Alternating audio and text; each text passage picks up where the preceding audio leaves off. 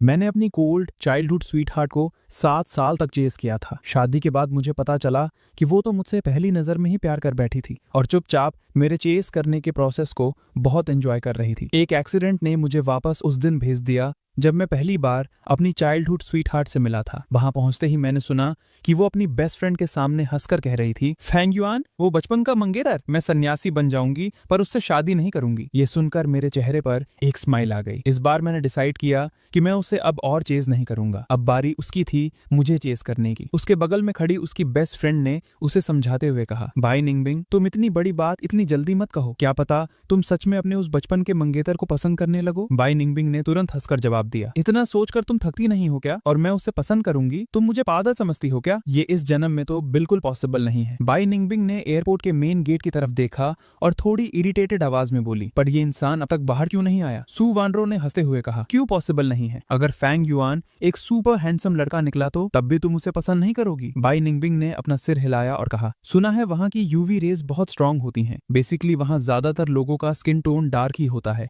बिना सोचे ही पता चल रहा है कि वो लड़का पक्का काला सा होगा। सुपर हैंडसम की तो बात ही छोड़ दो। बाई निंगबिंग ने अपनी कोहनी से अपनी बेस्ट फ्रेंड के पेट में हल्के से मारा और कहा, बोर्ड को थोड़ा और ऊपर पकड़ो, हम थोड़ा इधर उधर घूम आते हैं। सू वानरो ने सिर हिलाया और बोर्ड को थोड़ा और ऊपर कर दिया। उस बोर्ड पर मेरा नाम लिखा हुआ था। मेरी स्माइल और बड़ी हो गई। बहुत बढ़िया, इस जन्म में कभी पसंद नहीं करोगी, है ना? इस बार मैं तुम्हें चेज नहीं करूंगा, मैं तुम्हारे पीछे नहीं आऊंगा और जब तक तुम पूरे स्कूल के आगे एक्सेप्ट नहीं कर लेती कि तुम मुझे पसंद करती हो तब तक मैं हार नहीं मानूंगा। ये तय करके मैं अपना लगेज खींचता हुआ वहां से पलट कर चला गया। मेरे जाने के बाद ऑब्वियसली बाई निंगबिंग मुझे रिसीव नहीं कर पाई। वो वैसे भी बिना पेशेंस वाली लड़की थी। 5-6 मिनट वेट करने के बाद जब उसने किसी को आते हुए नहीं देखा तो वो सीधा अपनी बेस्ट फ्रेंड के साथ शॉपिंग करने चली गई और मैं सीधा बाई फैमिली के घर चला गया। मेरी मेमोरी के हिसाब से ही बाई मम ने मेरा बहुत वार्मली वेलकम किया। ओल्ड फैंग ने सच में बहुत अच्छी परवरिश की है। देखो हमारे आयुआन को कितना हैंडसम बनाकर बड़ा किया है। मैंने पोलाइटली स्माइल करते हुए कहा, आंटी आप मजाक कर रही हैं, आप तो अभी भी इतनी यंग लगती हैं। मैं देख सकता था कि बाई मम्मा इस हैंडसम लड़के को देखकर दिल से खुश थी। वो सच में गुड लुक्स की दीवानी थी और मेरे जैसा हैंडसम लड़का उन्होंने पहली बार देखा था। पहले जब बाई दाद ने कहा था कि वो अपनी बेटी के बचपन के मंगेतर को घर लाकर रखेंगे ताकि मैं बाई निंगबिंग के साथ बॉन्डिंग कर सकूं, तो वो थोड़ी वरित थी। पर अब मेरे जैसे हैंडसम और वेल मैनर्ड लड़के को देखकर बाई मम्मा बहुत खुश थी। अयुआन, निंगबिंग तो तुम्हें रिसीव करने गई थी, क्या तुमने उसे नहीं देखा? मैं उसे कॉल करके वापस बुलाती हूँ। मैंने स्माइल करके सिर हिलाया और कहा, ठीक है, मैंने भी बहुत टाइम से सिस्टर निंगबिंग को नहीं देखा है। बाई मम्मा सेकंड फ्लोर पर गई और छुपकर बाई निंगबिंग को कॉल लगाया। कॉल उठाते ही उन्हें बैकग्राउंड से मॉल का शोर और दुकानों का म्यूजिक सुनाई देने लगा। बाई मम्मा तुरंत गुस्से से भड़क गई। बाई निंगबिंग, मैंने तुम्हें आयुआन को रिसीव करने भेजा था, ये क्या चल रहा है? तुम शॉपिंग करने चली गई? मुझे सच सच बताओ, क्या तुम वहां गई ही नहीं थी? बाई निंगबिंग वहां गई जरूर थी पर उसमें वेट करने का पेशेंस ही नहीं था। वैसे भी उसने किसी को रिसीव नहीं किया था, इसलिए उसकी मम्मा जो भी कह रही थी उसने मान लिया। उसने बहस करने में आलस किया और कह दिया, हाँ नहीं गई थी। बाई मम्मा ने अपने दिल में खुद को शांत करते हुए सोचा, बेटी मेरी ही है, मुझे कंट्रोल करना होगा। फिर वो बोली, तो फिर तुम जल्दी वापस आओ। फेंग युआन घर पहुंच गया है, उसके एडमिशन का प्रोसेस भी कंप्लीट हो गया है और वो तुम्हारी ही क्लास में है। कल तुम उसे अपने साथ स्कूल लेकर जाओगी। फोन के दूसरी तरफ अपने गुस्से वाली मम्मा की चिल्लाती हुई आवाज सुनकर बाई निंगबिंग ने हेल्पलेसली सांस छोड़ी। मम्मा मेरे और उसके बीच बॉन्डिंग करवाने के लिए सच में किसी भी हद तक जाने को तैयार हैं। लिन हाई स्कूल इस कैपिटल सिटी का सबसे बेस्ट हाई स्कूल था और उसकी क्लास वहां की सबसे बेस्ट क्लास थी। ऐसे अचानक किसी को क्लास 1 में ट्रांसफर कर देना, उसे डर लग रहा होगा कि मैं बाकी बच्चों के लेवल को कैचअप नहीं कर पाऊंगा। उसने एक सेकंड के लिए मेरी इस हालत पर तरस खाया पर अगले ही सेकंड रूथलेसली जवाब दिया, मुझे अभी कुछ काम है, आप किसी और को बोल दो उसे ले जाने के लिए। मैं आज रात सू वानरो के घर रुकूंगी और वापस नहीं आऊंगी। Bye bye. कॉल कट हो गया। उसकी बेचारी मम्मा गुस्से से वहीं पर फटने वाली थी। अब बाई निंगबिंग को वापस लाने का कोई रास्ता नहीं था। नीचे आने के बाद बाई मम्मा को बहुत बुरा लग रहा था। उन्होंने बाई निंगबिंग को कवर करने के लिए मुझसे एक झूठ बोल दिया कि उसे कुछ बहुत जरूरी काम आ गया है। मैंने स्माइल करके कहा कि कोई बात नहीं और मेरी स्माइल ने बाई मम्मा के इस दिल को पूरी तरह पिघला दिया। उन्हें लग रहा था कि वो इस क्यूटनेस को झेल नहीं पाएंगी। ओह माय गॉड, इतना हैंडसम और समझदार बच्चा कैसे हो सकता है? ये तो दूसरों का बच्चा है। नहीं वेट, ये मेरा भी बन सकता है। इसके बाद बाई मम्मा मुझे वार्मली मेरा रूम दिखाने ले गई। जहां तक मेरे कपड़ों की बात थी, मेरी अपनी मॉम ने उन्हें पहले ही पैक करके भेज दिया था। वो कपड़े आराम से वार्डरोब में रखे हुए थे। मैंने एक हैंडसम सी व्हाइट शर्ट निकाली और अपने मन में सोचा कि कल मैं यही पहनूंगा। मेरे चेहरे पर एक ईवल सी स्माइल आ गई। पूरी जिंदगी मुझे पसंद नहीं करोगी, है ना? क्योंकि मैं उसके सारे ब्यूटी स्टैंडर्ड्स को अच्छी तरह जानता था, इसलिए मैंने पहले ही प्लान बना लिया था कि इस सुडेरे लड़की को कैसे परेशान करना है। पहले उसे टीज करना है, उसके साथ बहुत अच्छा बिहेव करना है, फिर स्ट्रांगली ये एक्सेप्ट करने से इनकार कर देना है कि मैं उसको पसंद करता हूँ, और एंड में उसकी उस घमंडी और फ्रस्ट्रेटेड शक्ल को देखना है। अगले दिन मैं जल्दी उठ गया। फ्रेश होने के बाद मिरर में अपने नेचुरली हैंडसम चेहरे को देखकर मैंने एक कूल सी स्माइल दी। तभी दरवाजे पर नॉक होने की आवाज आई। बाई मॉम बाहर से बुला रही थी, ए युआन उठ जाओ, आज मैं तुम्हें स्कूल रिपोर्ट करने ले जाऊंगी। एडमिशन का प्रोसेस कंप्लीट हो गया है। पूरा प्लान ये था कि बाई मॉम बाई निनिंगबिंग से मुझे स्कूल ले जाने को कहेंगी, पर बाई निनिंगबिंग तो कल रात अपनी बेस्ट फ्रेंड के घर रुक गई थी। मैंने आकर दरवाजा खोला। ये जानकर कि बाई मॉम मुझे स्कूल छोड़ने वाली हैं,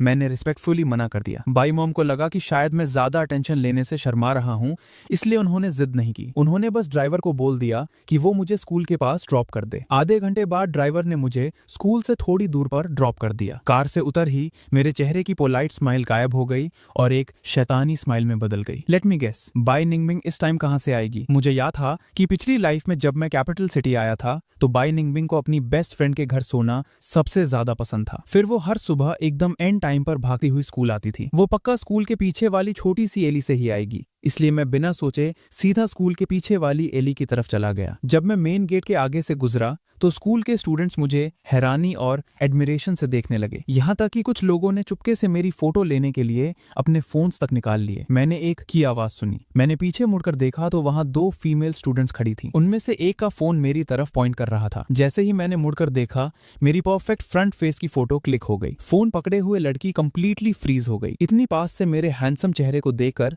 उस लड़की का चेहरा तुरंत लाल हो गया। मैंने स्माइल करते हुए कहा, क्लासमेट, ऐसे चुपके से फोटो खींचना बुरी आदत होती है। जैसे ही उस लड़की ने मुझे उसकी तरफ स्माइल करते देखा, उसे लगा जैसे उसके दिमाग में पटाखे फूट रहे हों। उसका चेहरा पूरा लाल हो गया। वो कांपते हुए अपने फोन को पकड़े रही और बोली, सॉरी, मैं इसे अभी डिलीट कर देती हूँ। मेरे वहां से निकलने के बाद दोनों लड़कियों ने एक दूसरे को देखा और उनके चेहरे पर पूरी तरह से फंगीर वाले एक्सप्रेशंस थे। ये किस स्कूल का लड़का है? खत्म भाई, मुझे इसका नंबर चाहिए। मैं उस छोटी सी एली में पहुंच गया जहां से बाई निंगबिंग अक्सर गुजरती थी और दीवार के सहारे खड़ा होकर वेट करने लगा। सुबह की हवा बहुत फ्रेश थी, बिल्कुल मेरे मूड की तरह। 30 मिनट तक वेट करने के बाद कॉर्नर से किसी के तेजी से भागने के सुनाई दिए। साथ ही सू वांड्रो के जोर जोर से सांस लेने की आवाज आई। सिस्टर बाई, मेरा वेट करो। मेरे चेहरे की स्माइल और गहरी हो गई। मैं कॉर्नर की तरफ गया और बिल्कुल वैसा ही हुआ। मैंने बाई निंगबिंग की आवाज सुनी। मैंने कहा था ना जल्दी उठ जाओ, पर तुम मेरी सुनते ही नहीं हो। फुटस्टेप्स पास आ रहे थे। मैंने अपनी पोजीशन सेट की और मन में काउंटिंग शुरू कर दी। वो आ गई। मैंने तुरंत एक छोटा सा स्टेप पीछे लिया। बाई निंगबिंग पीछे मुड़कर सू वेंड्रो से बात करते हुए आगे भाग रही थी। कॉर्नर टर्न करते ही अचानक वो मुझसे टकरा गई। फिर एक हल्की सी चीख मेरे कानों में आई। वो झटके से आगे मुड़ी, पर उसकी बॉडी आउट ऑफ कंट्रोल होकर आगे की तरफ गिरने लगी। मैंने जल्दी से अपना हाथ आगे बढ़ाया और उसे खींच लिया, सही टाइम पर उसकी कमर को सपोर्ट करते हुए। मैंने मन ही मन सोचा, ओके परफेक्ट, ये तो बिल्कुल किसी आइडल ड्रामा जैसी मीटिंग है। बाई निंगबिंग हैरानी से मेरे परफेक्ट हैंडसम चेहरे को देख रही थी। एक सेकंड के लिए वो इतनी ज्यादा इंप्रेस हो गई कि रिएक्ट करना ही भूल गई। मैंने क्लियरली बाई निंगबिंग के एक्सप्रेशंस में चेंज नोटिस किया। मैं उसे जितना जानता था उसके हिसाब से ये कमीनी पक्का मेरे लुक्स पर लटू हो गई थी। बाई निंगबिंग ने पहली बार इतना हैंडसम लड़का देखा था। उसका दिल अचानक से बहुत तेजी से धड़कने लगा होगा। उसने कई बार नर्वस होकर अपना थूक निकला। सू वेंड्रो ने आखिरकार उसे कैचअप कर लिया। बाई निंगबिंग को मेरी बाहों में देखकर उसके मुंह से हैरानी में चीख निकल गई। बाई निंगबिंग होश में आई और उसने जल्दी से मुझे छोड़ दिया। उसके खूबसूरत चेहरे पर अभी भी हल्के हल्के पसीने की बूंदें थी। सॉरी, मेरा वो इंटेंशन नहीं था, थैंक यू। होश में आने के बाद बाई निंगबिंग फिर से अपने उस ठंडे और घमंडी रूप में आ गई। उसके एक्सप्रेशंस बहुत तेजी से चेंज हुए थे। अगर मैंने उसे ध्यान से ऑब्जर्व नहीं किया होता तो मैं पक्का उसके इस छोटे से चेंज को नोटिस नहीं कर पाता। मैंने स्माइल करके सिर हिलाया। तुम्हें चोट नहीं लगी ना? बस ये काफी है, अगली बार थोड़ा ध्यान रखना। एक प्यार भरी लाइन बोलकर मैं वहां से पलट कर चला गया। साइड में खड़ी सू वेंड्रो तो जैसे पत्थर की बन गई थी। भाई क्या हैंडसम बंदा है। वो अपनी नजरें मुझसे हटा ही नहीं पा रही थी। जब तक वो अपने होश में आई मैं जा चुका था। उसने एक्साइटमेंट में बाई निंगबिंग का हाथ हिलाते हुए पूछा, सिस्टर बाई, वो हैंडसम लड़का कौन था? बाई निंगबिंग ने मेरी दूर जाती हुई पीठ को देखा होगा। मैं उस आकर्षक व्हाइट शर्ट में था जो जैसे सीधा बाई निंगबिंग के दिल में खिल गया हो। अचानक से उसकी सारी जल्दी गायब हो गई। वो धीरे धीरे मेरे पीछे चलने लगी और बस इतना इतना डिस्टेंस बनाए रखा कि वो मेरी पीठ आराम से देख सके। मैंने अपना फोन निकाला। अपने बाल ठीक करने के बहाने मैंने अपने पीछे आती हुई बाई निंगबिंग को देख लिया। मेरी आंखों में स्माइल साफ झलक रही थी। तो वो जो भी कहती थी सब सच था। उसने पहली नजर में ही मुझसे प्यार कर लिया था। वो मेरे प्यार में आउट ऑफ कंट्रोल थी। एक और चांस मिलने पर भी सब कुछ वैसा ही है। जब बाई निंगबिंग ने मुझे स्कूल गेट के अंदर जाते हुए देखा तो पक्का उसके दिल में पटाखे फूट रहे होंगे। वो सोच रही होगी, क्या ये कोई नया ट्रांसफर स्टूडेंट है? इतना हैंडसम लड़का अगर पुराना स्टूडेंट होता तो ये बात पूरे स्कूल में आग की तरह फैल चुकी होती। बेई निंगबिंग ने अपने होठों पर जीभ फेरी और उसके चेहरे पर एक प्यारी सी स्माइल आ गई। उसने बड़ी मुश्किल से अपनी स्माइल छिपाई। फिर उसने तेज कदम बढ़ाए। स्कूल के गेट पर गार्ड अंकल ने हाथ आगे बढ़ाकर उसे और सू वैंड्रो को रोक लिया। स्टूडेंट्स, तुम दोनों लेट हो, अपना क्लास नंबर और नाम लिखो और फिर जाओ। गार्ड के रोके जाने वाले इन कुछ मिनट में मैं उसकी नजरों से बिल्कुल ओझल हो गया। उसके दिल में बेचैनी बढ़ गई होगी। उसे लग रहा था कि ये गार्ड बिल्कुल बेकार में बीच में आ गया है। हेल्पलेस होकर उसने रजिस्टर में अपना नाम और क्लास लिखी और फिर तेजी से आगे भागी। सू वैंड्रो बस साइन करने ही वाली थी कि उसने बेई निंगबिंग का लिखा हुआ नाम देखा और अचानक से चीख पड़ी। रजिस्टर पर लिखा था क्लास 3 सू वैंड्रो। उसने अपने मन ही मन अपनी प्यारी बेस्ट फ्रेंड को बहुत बद्दुआएं दी होंगी। गार्ड अंकल के घूरते हुए सू वैंड्रो ने बेई निंगबिंग का नाम लिख दिया। हम सब बेस्ट फ्रेंड्स ही तो हैं, ब्लेम शिफ्ट करना किसको नहीं आता। गार्ड अंकल की मेहरबानी से बेई निंगबिंग मुझे फॉलो नहीं कर पाई। वो ठंडे चेहरे के साथ वापस अपनी क्लास में चली गई। पर मैं जानता था उसके माइंड में मेरे साथ उस एली वाले सीन की झलक घूम रही होगी। उसके खूबसूरत चेहरे पर ब्लश आ गया होगा। उसका छोटा सा दिल तेजी से धड़क रहा था। काश मैंने बात करके उसका नंबर मांग लिया होता। पर क्या ऐसा करने से मैं थोड़ी डिसअपॉइंट नहीं लगती? आरग कितना एनोइंग है। बेई निंगबिंग थक हार कर अपनी डेस्क पर लेट गई। आगे बैठी सू वैंड्रो को अचानक कुछ याद आया। उसने पीछे मुड़कर बेई निंगबिंग की तरफ देखा। सिस्टर बेई, क्या कुछ देर में तुम्हारा वो बचपन का मंगेतर हमारी क्लास में ट्रांसफर होने वाला है? बेई निंगबिंग को बचपन का मंगेतर सुनकर इरिटेशन हुई। उसने नाखुश होकर सू वैंड्रो को देखा। मैंने कहा था ना, वो बस बड़े बुजुर्गों का एक मजाक था। तुम क्यों इसमें इंटरेस्ट ले रही हो? अगर तुम्हें वो इतना पसंद है तो तुम ही रख लो। वेट, फैंग युआन भी तो आज ही ट्रांसफर होने वाला था। बेई निंगबिंग को अचानक याद आया, लिन हाई स्कूल में एडमिशन इतना इजी नहीं था। एक साल में यहाँ वैसे ही बहुत कम ट्रांसफर स्टूडेंट्स आते थे। स्कूल में अचानक एक हैंडसम लड़का आ गया जिसने उसके दिल की घंटी बजा दी और उसका वो मंगेतर भी आज ही ट्रांसफर होकर आ रहा है। ऐसा कोइंसिडेंस तो नहीं हो सका। बेई निंगबिंग को अचानक से मेरे पहले वाले उस डार्क स्किन टोन की याद आई होगी। उसने तुरंत अपना सिर हिलाया और इस आइडिया को इग्नोर कर दिया। बेई निंगबिंग के इन्हीं कुछ मिनट्स के जोन आउट होने के बीच क्लास के कुछ लड़कों ने हिम्मत करके उसे ब्रेकफास्ट ऑफर किया। बेई निंगबिंग को मना न करते देख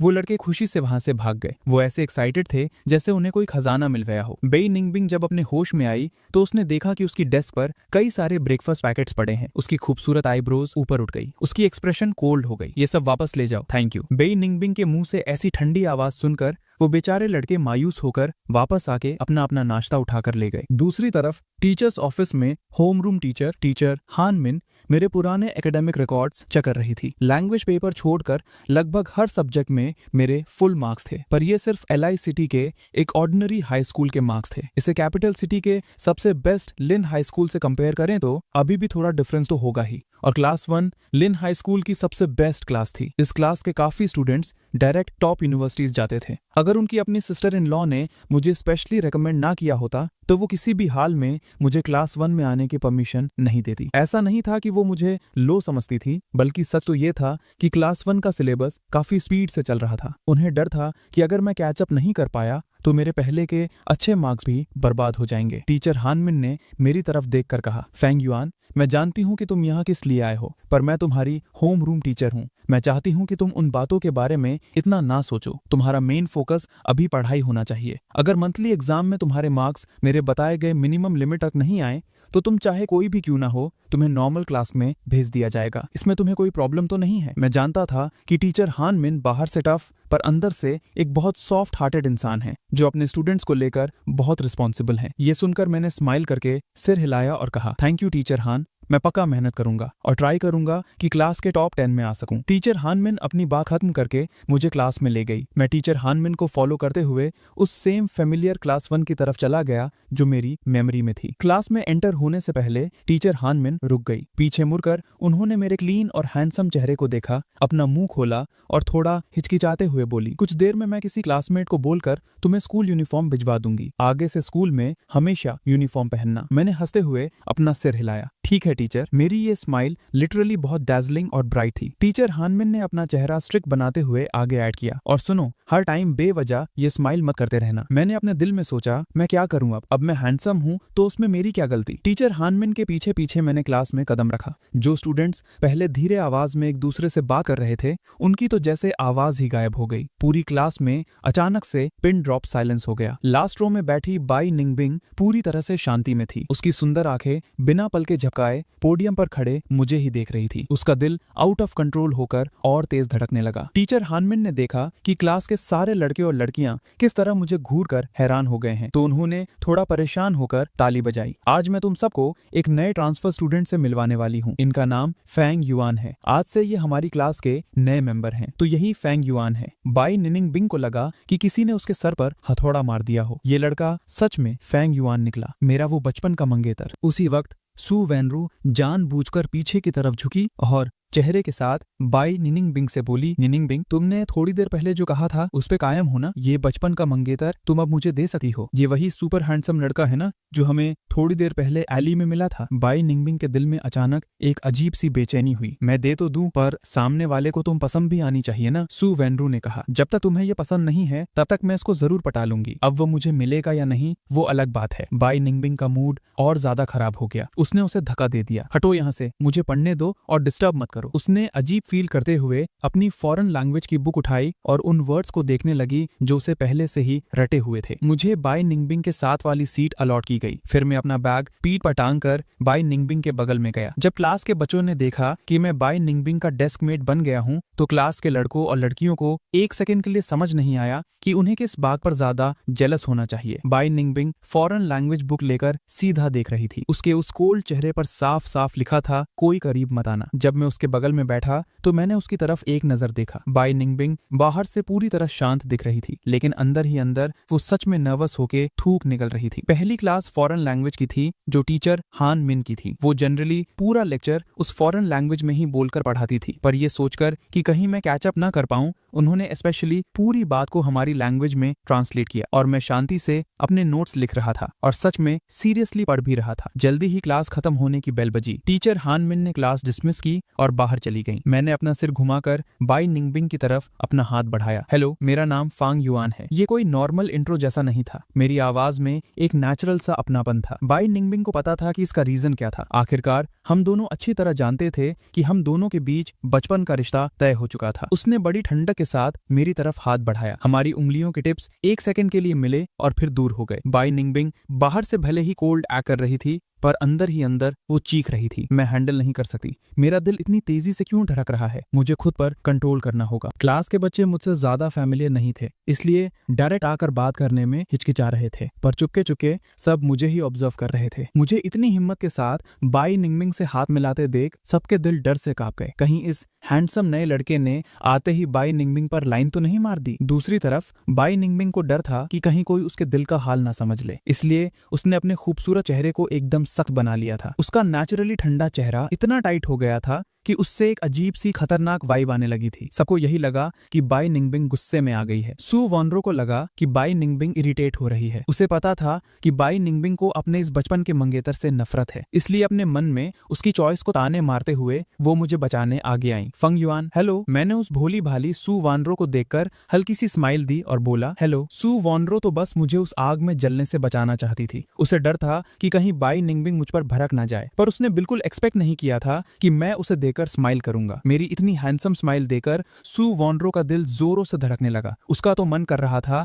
कि जमीन पर लेटकर खुशी से लोटपोट हो जाए। समझ नहीं आने पर कि आगे क्या बोले, उसने सीधा अपने दिमाग में आने वाली एक लौती इंफॉर्मेशन बोल दी। वो, मैंने सुना है तुम्हारा और बाई निंगबिंग का बचपन का रिश्ता तय है। बाई निंगबिंग ने दिखावे के लिए तो सू वॉनरो को घूर कर देखा, पर अंदर ही अंदर वो बहुत ज्यादा खुश थी। बाकी क्लास वाले ये बात सुनकर इतने हैरान हो गए कि उनकी बोलती ही बंद हो गई। भाई क्या बकवास है, सच में ये लौंडा बाई निंगबिंग का बचपन का मंगेतर है? ओए होए, क्या यही अमीरों वाली खुशी होती है? बाई निंगबिंग अचानक थोड़ी नर्वस हो गई। उसने अपना एक हाथ चिन पर रखा जिससे उसका खूबसूरत साइड प्रोफाइल दिख रहा था और जानबूझकर मेरी तरफ देखना अवॉइड किया। मैं बाई निंगबिंग के इस कोल्ड एक्सप्रेशन को ऑब्जर्व कर रहा था और मन में सोचा कि ये छोटी लड़की सच में कितनी बाप लेवल एक्टिंग करती है। फिर मैंने तुरंत हंसते हुए कहा, अरे वो तो बस बड़े बुजुर्गों का एक मजाक था, आज के जमाने में इन बातों को कौन मानता है। मैं तो यहाँ सिर्फ मेहनत से पढ़ने और खुद को बेटर बनाए आया हूँ। एक ठंडे तीर ने सीधा बाई निंगबिंग के दिल पर निशाना लगाया। उसका सख्त चेहरा उतर गया और उसे अंदर से थोड़ा बुरा लगा, पर वो भी हार मानने वालों में से कहा थी। उसने एटीट्यूड में आकर ठंडी आवाज में कहा, तुम्हारी ऐसे ही सोच रहे तो सबसे बेहतर है। उसकी बात खत्म होते ही सू वॉनरो तुरंत आगे बोली, वाओ,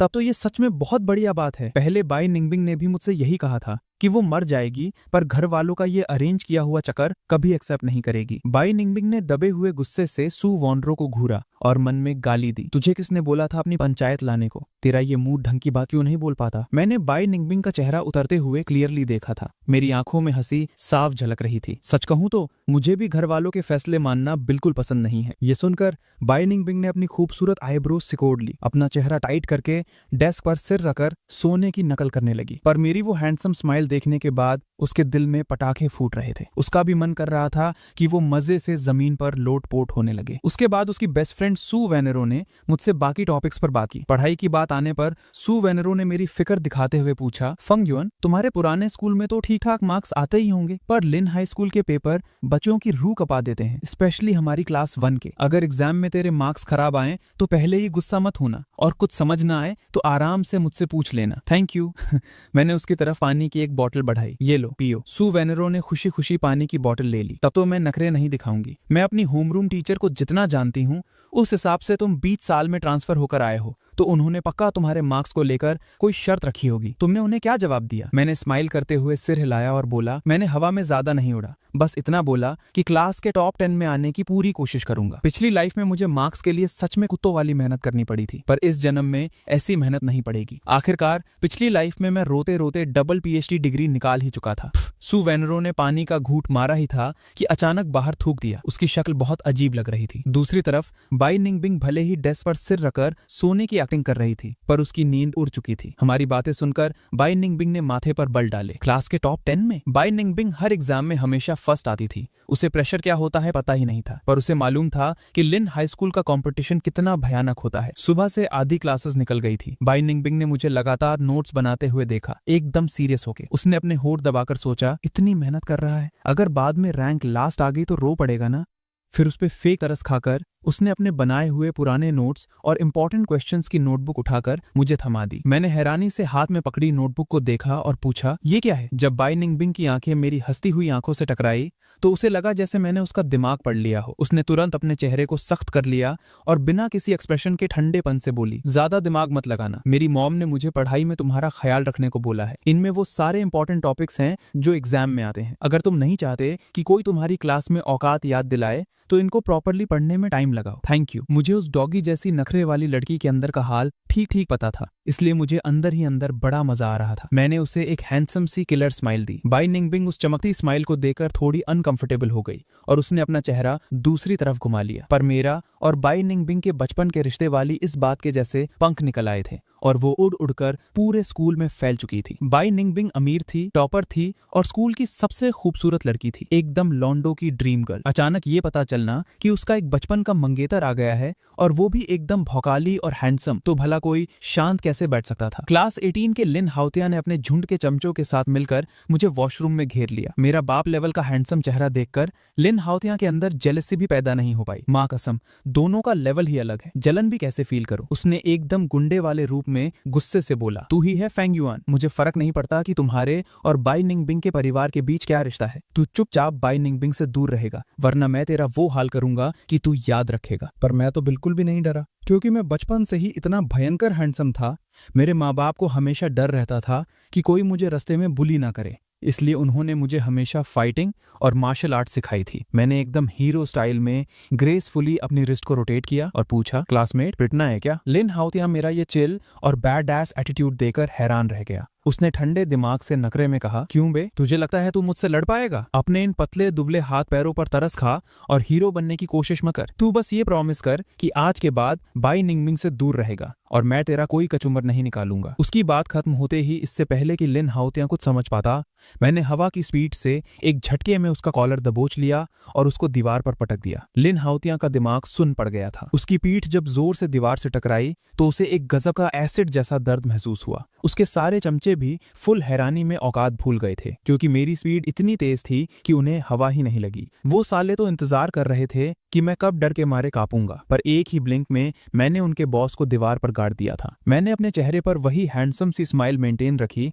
और धीरे से लिन हाओतियां के कान के पास जाकर हल्की आवाज में बोला, तेरी इस चिंदी नूब जैसी औकात के साथ तू मुझसे लड़ना चाहता है? छोटे बच्चे, जाके ठीक से पढ़ाई कर और इंसान बन, वरना मैं तुझे इतना गंदा धूंगा कि तेरी माँ भी तेरी लाश पहचानने से इनकार कर देगी। लिन हाओतियां ने सपने में भी नहीं सोचा था कि मैं उसे एक सिंगल हाथ से हवा में उठा दूंगा। साइड में खड़े उसके लौंडे अब तक होश में ही नहीं आए थे, पूरी तरह ब्लैंक थे। भाई लग गए, लगता है किसी भौकाली बंदे से पंगा ले लिया। लिन हाओतियां का चेहरा हरा पड़ गया था। अबे मुझे नीचे उतार, पर वो गुंडा लड़का अपनी बेइज्जती कहाँ होने देता। उसने अपनी फटी हुई हालत एक्सेप्ट नहीं की और अपनी आंखों में एक गुस्सा दिखाने की एक्टिंग की। ठीक है, मैंने उसके गालों को हल्के से थपथपाया और मेरे चेहरे पर एक यमराज वाली हंसी थी। आज यहाँ जो औकात का नाच हुआ उसकी भनक बाहर किसी को नहीं लगनी चाहिए, वरना मैंने आगे की बात खत्म नहीं की, पर समझने वाले सब समझ चुके थे। लिन हाओतियां का सारा भौकाल खत्म हो चुका था और वो चुपचाप पतली गली से निकलना चाहता था, और मेरा भी उसे और कूटने का कोई मूड नहीं था। पर किस्मत भी सच में बड़ी कुतिया चीज है। बाहर से अचानक सू वानरो की जोर की चीख सुनाई दी, अरे बहन,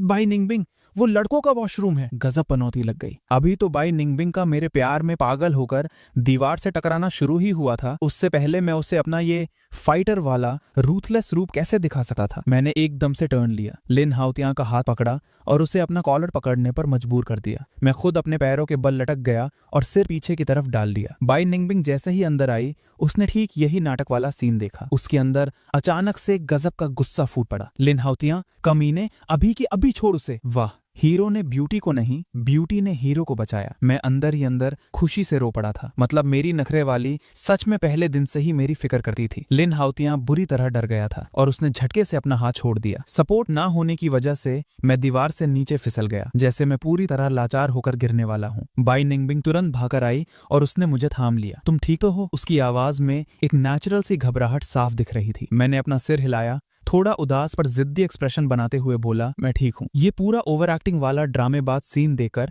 लिन हाओतियां और उसके सारे चमचों के मुंह खुले के खुले रह गए। उनके अंदर बस वही ठेठ गालियां निकल रही थी। भाई, ये लौंडा इतना गंदा ड्रामेबाज कैसे हो सकता है? बाई निंगबिंग इतनी भयंकर गुस्से में थी, उसने पलटकर लिन हाओतियां को ऐसी ठंडी नजरों से देखा कि कोई वही मर जाए। लिन हाओतियां, ये तेरा कौन सी बार का नाटक है? जो भी लड़का उसके आसपास मंडराता था, लिन हाओतियां किसी न किसी को भेजकर उसे कूट देता था। उसे उन लड़कों में कोई इंटरेस्ट नहीं था, पर वो ये भी नहीं चाहती थी कि उसकी वजह से कोई बेकार में पिटे। भाई कसम से, मैं मासूम हूँ, पूरी गलतफहमी है। लिन हाओतियां चिल्लाना चाहता था कि उसने मुझे हाथ तक नहीं लगाया, पर मैंने बाई निंगबिंग के पीछे से उसकी तरफ ठीक एक मौत वाली कातिल हंसी दे दी। वो स्माइल इतनी डेंजरस थी कि लिन हाओतियां को लगा जैसे मैं उसका वही कत्लेआम कर दूंगा। उसकी इतनी फट गई कि उसके मुंह से एक आवाज तक नहीं निकल पाई। बाई निंगबिंग ने कोल्ड चेहरे के साथ गुस्से में लिन हाओतियां से कहा, तेरा हिसाब मैं बाद में लूंगी। लिन हाओतियां सफाई देना चाहता था, पर उसके पाँव पहले से इतने थे, और वैसे भी उसका ओरिजिनल प्लान तो मुझे सच में पीटने का ही था। तो अब भला वो क्या ही एक्सप्लेन करता? क्या वो ये बोलता कि उसे पता नहीं था कि वो मुझसे औकात भरा मार खा जाएगा? ये तो उसकी और गंदी बेइज्जती होती। चलो, मैं तुम्हें क्लास वापस ले चलती हूँ। बाई निंगबिंग का चेहरा अभी भी ठंडा था। शायद अपना केयर करना छुपाने के चक्कर में उसने मुझे देकर बोल दिया, ज्यादा खुश मत होना। मेरी मॉम ने मुझे बोला था कि मैं तुम्हारा ध्यान रखूं। अगर मैं उसकी नखरे वाली रगों से वाकिफ ना होता तो पक्का इसकी झूठी एक्टिंग में फंस गया होता। मैंने मासूमियत से सिर हिलाया और मेरे चेहरे पर एक हल्की सी स्माइल आ गई। तुम चिंता मत करो, मैं इस बात का कोई गलत मतलब नहीं निकालूंगा। बाई निंगबिंग अंदर ही अंदर पागल हो रही थी। उसे लग रहा था कि मेरे इस तरह स्माइल करने पर वो और ज्यादा नर्वस हो रही है। ये उसके पागल कुत्ते की तरह धड़कते हुए दिल और चेहरे के अचानक गर्म होने से साफ पता चल रहा था। उसने मेरा हाथ छोड़ दिया। मैंने पीछे मुड़कर लिन हाओतियांग को हाथ हिलाते हुए बोला, बाय बाय। मुझे उस पर बिल्कुल तरस नहीं आ रहा था। किसने कहा था इस साले को कि पढ़ाई लिखाई छोड़कर बस दूसरों को औकात दिखाने के ख्वाब देखे? लिन हाओतियां मेरी दूर जाते हुई पीठ को देकर हैरानी से अपने चमचों की तरफ मुड़ा और बोला, क्या अभी अभी उसने मेरी बेइज्जती की है? सारे चमचों ने एक साथ सिर हिलाया। हाँ भाई, बिल्कुल। मैं, बाई निंगबिंग और सू वॉनरो एक साथ क्लास में वापस आए। रास्ते में सू वॉनरो ने टेंशन में आकर मुझसे पूछा, कि कहीं उसने मेरे साथ कोई लफड़ा तो नहीं किया। मैंने एकदम चिल होकर जवाब दिया, जिससे उन्हें कोई टेंशन ना हो, और बातों ही बातों में लिन हाओतियान के कचरे वाले कामों का भी जिक्र कर दिया। लिन हाओतियान को सच में औकात दिखानी जरूरी थी, पर मेरा अभी डायरेक्ट हाथ साफ करना ठीक नहीं लग रहा था। क्लास में वापस आकर बाई निंगबिंग ने अपना चेहरा सख्त कर लिया था। अपने फीलिंग्स के इस तरह आउट ऑफ कंट्रोल होने पर उसे खुद पर गुस्सा आ रहा था। मुझ जैसी बड़े बाप की बेटी ने जो एक बार बोल दिया वो कभी अपने अल्फाज वापस नहीं लेती। बात सबके सामने आ चुकी है, अब इस लड़के के साथ और ज्यादा क्लोज नहीं हो सकती, वरना बाद में मेरे ग्रुप वाले मेरा मजाक उड़ा उड़ाकर मुझे मार ही डालेंगे। हैंडसम लड़कों की कोई कमी थोड़ी है, मुझे बस इस एक बचपन के मंगेतर की जरूरत नहीं है। उसने अपने दिमाग को पूरी तरह सेट कर लिया था। तभी उसे फील हुआ कि कोई उसे देख रहा है। उसने अपना ठंडा चेहरा घुमाया और मैंने अपने इस भौकाली हैंडसम चेहरे के साथ बड़ी प्यार भरी आवाज में पूछा, मेरे पास गाड़ी नहीं है बाई निंगबिंग, क्या थोड़ी देर बाद हम एक साथ घर चल सकते हैं? इतनी मीठी आवाज में ये बोलकर मेरा खुद का दिल थोड़ा कांप गया। इस नखरे वाली पर लाइन मारने के लिए मैं सच में किसी भी हद तक गिरने को तैयार था। बाई निंगबिंग बिना किसी एक्सप्रेशन के मुझे घूरती रही। उसकी काली आंखों में सिर्फ एक ठंडक दिख रही थी। उसके इस रूप को देखकर मुझे अपनी पिछली लाइफ के उन बेकार 7 साल पर तरस आ रहा था, जब मैं पागलों की तरह इसके पीछे भागता रहा। ये नखरे वाली इतनी बाप लेवल एक्टिंग करती थी। इसमें मेरी कोई गलती नहीं थी कि मैं पिछली बार समझ नहीं पाया कि इसने मुझे पहली नजर में ही दिल दे दिया था। भला कौन सी लड़की अपने पहली नजर के प्यार के सामने ऐसी सड़ी हुई शक्ल बनाती है? बाई निंगबिंग ने बहुत देर तक कोई जवाब नहीं दिया। मैंने मन में एक सांस छोड़ी। लगता है अब अपना मास्टर स्ट्रोक खेलना ही पड़ेगा। मैंने शीशे के सामने पूरा एक दिन प्रैक्टिस की हुई उस किलर लुक के साथ स्माइल करके कहा, अगर तुम्हें अजीब लग रहा है या तुम्हारा मन नहीं है तो कोई बात नहीं। अभी अभी अपने दिमाग को शांत करने वाली बाई निंगबिंग मेरे इस कातिलाना रूप को देखकर दोबारा पागलों की तरह दिल धड़काने लगी। यहाँ तक कि वो अंदर ही अंदर थोड़ी घबरा भी गई। वो ठीक है, हम एक साथ चलेंगे। ठीक है, थैंक यू। मैंने तुरंत उसे एक चमकती हुई स्माइल दी। फिर मैंने अपनी मैथ की बुक निकाली और सीरियसली रिवाइज करने लगा। भले ही ये सब मैंने पिछली लाइफ में पढ़ा था, पर इतना टाइम बीतने के बाद मैं लगभग सब भूल चुका था। बाई निंगबिंग मेरी इस हैंडसम सी स्माइल को देखकर पूरी तरह फिदा हो गई थी। उसके दिमाग में हजारों सवाल घूम रहे थे। उसे लग रहा था जैसे मैंने उसे पूरी तरह अपने कंट्रोल में कर लिया है। आगे बैठी हुई सू वेंड्रो ने चुपके से हमारी पूरी बात सुन ली थी। उसने अपना फोन निकाला और एक अमीनी सी हंसी के साथ अपने अमीर लड़कियों का ग्रुप नाम के चैट में सब कुछ फैला दिया। उसने वहां ये बॉम्ब भी फोड़ दिया कि बाई निंगबिंग मुझे घर ड्रॉप करने वाली है। ग्रुप में बाकी लड़कियां इस बात पर शर्त लगाने लगीं कि बाई निंगबिंग आखिर कब अपनी औकात पर आएगी और अपने कहे हुए अल्फाज पीछे लेगी। क्लास के टाइम बाई निंगबिंग के फोन का वॉल्यूम ऑन था और उसमें लगातार नोटिफिकेशंस की डिंग डिंग डिंग आवाज आ रही थी। जब उससे और कंट्रोल नहीं हुआ तो उसने आखिरकार चैट ओपन करके देख ही लिया। मैसेजेस पढ़ते ही बाई निंगबिंग का खून खौल उठा और उसका मन किया कि किसी का मुंह तोड़ दे। उसने अपना चेहरा सख्त किया और उसकी उंगलियां तेज स्पीड में स्क्रीन पर टाइप करने लगी। मैंने आज तक अपनी बोली हुई कोई बात कब वापस ली है? तुम सब सू वेंड्रो की फालतू बातों पर ध्यान मत दो। मैं उसे बिल्कुल पसंद नहीं करती, समझ आया? मैं बस उसका ख्याल इसलिए रख रही हूँ क्योंकि उसके दादाजी और मेरे दादाजी अच्छे दोस्त हैं। ग्रुप की बाकी तीनों लड़कियों ने एक साथ बस एक ही वर्ड रिप्लाई किया, ओह। उन तीनों का एक साथ वो ओ देकर बाई निंगबिंग गुस्से से लाल हो गई। वो अपनी थोड़ी इज्जत बचाने के लिए और कुछ टाइप करने ही वाली थी कि अगले ही सेकंड सू वेंड्रो ने मुझे उस ग्रुप में ऐड कर लिया। जैसे ही बाई निंगबिंग की नजर स्क्रीन पर गई, उसने देखा कि मैंने ग्रुप ज्वाइन कर लिया है। उसकी आंखें फटी की फटी रह गई। घबराहट ने उसके हाथ कांपे और उसने गलती से अपना टाइप किया हुआ मैसेज सेंड कर दिया। तुम लोगों का ये नाटक खत्म होगा कि नहीं? क्या मेरे पीछे लड़कों की कमी है जो मैं अपने घर वालों की पसंद को एक्सेप्ट करूंगी? मेरी बात लिखकर रख लो, इस जन्म में तो ये बिल्कुल नहीं होगा। अगर मैं गलती से भी उसके प्यार में पड़ गई तो नंगे होके पूरे ग्राउंड के चक्कर लगाऊंगी। मेरे ग्रुप ज्वाइन करने से पहले के मैसेजेस मुझे नहीं दिख रहे थे, इसलिए उस ब्लैंक चैट पर सिर्फ बाई निंगबिंग का भेजा हुआ वो लंबा चौड़ा भौकाली मैसेज चमक रहा था। और ऊपर से उसकी वो तीनों कमीनी दोस्तों ने जानबूझकर कोई और मैसेज नहीं किया ताकि उसका वो मैसेज सबसे ऊपर ही रहे। ग्रुप में एकदम शांति थी, एक सिंगल इमोजी तक नहीं भेजा किसी ने। ऐसा लग रहा था जैसे वहां सिर्फ और सिर्फ बाई निंगबिंग ही है। बाई निंगबिंग का दिमाग पूरी तरह सुन्न पड़ गया। उसने डर के मारे 2-3 बार थूक निकला। अपनी साइड आई से उसने देखा कि उसके बगल में बैठे हुए मैंने अपना फोन निकाल लिया था। उसे अंदर ही अंदर भयंकर डर लग रहा था। उसे अपनी इज्जत मिट्टी में मिलती हुई फील हो रही थी और थोड़ी घबराहट भी शुरू हो गई थी, पर वो किसी को अपना डर कहाँ दिखाने वाली थी। उसने अपनी कमर सीधी की और ऐसा मुंह बना लिया जैसे उसे इन सब से लग फर्क नहीं पड़ता। मैंने फोन हाथ में पकड़कर उसके भेजे हुए एक एक वर्ड को पूरे मजे लेकर पढ़ा।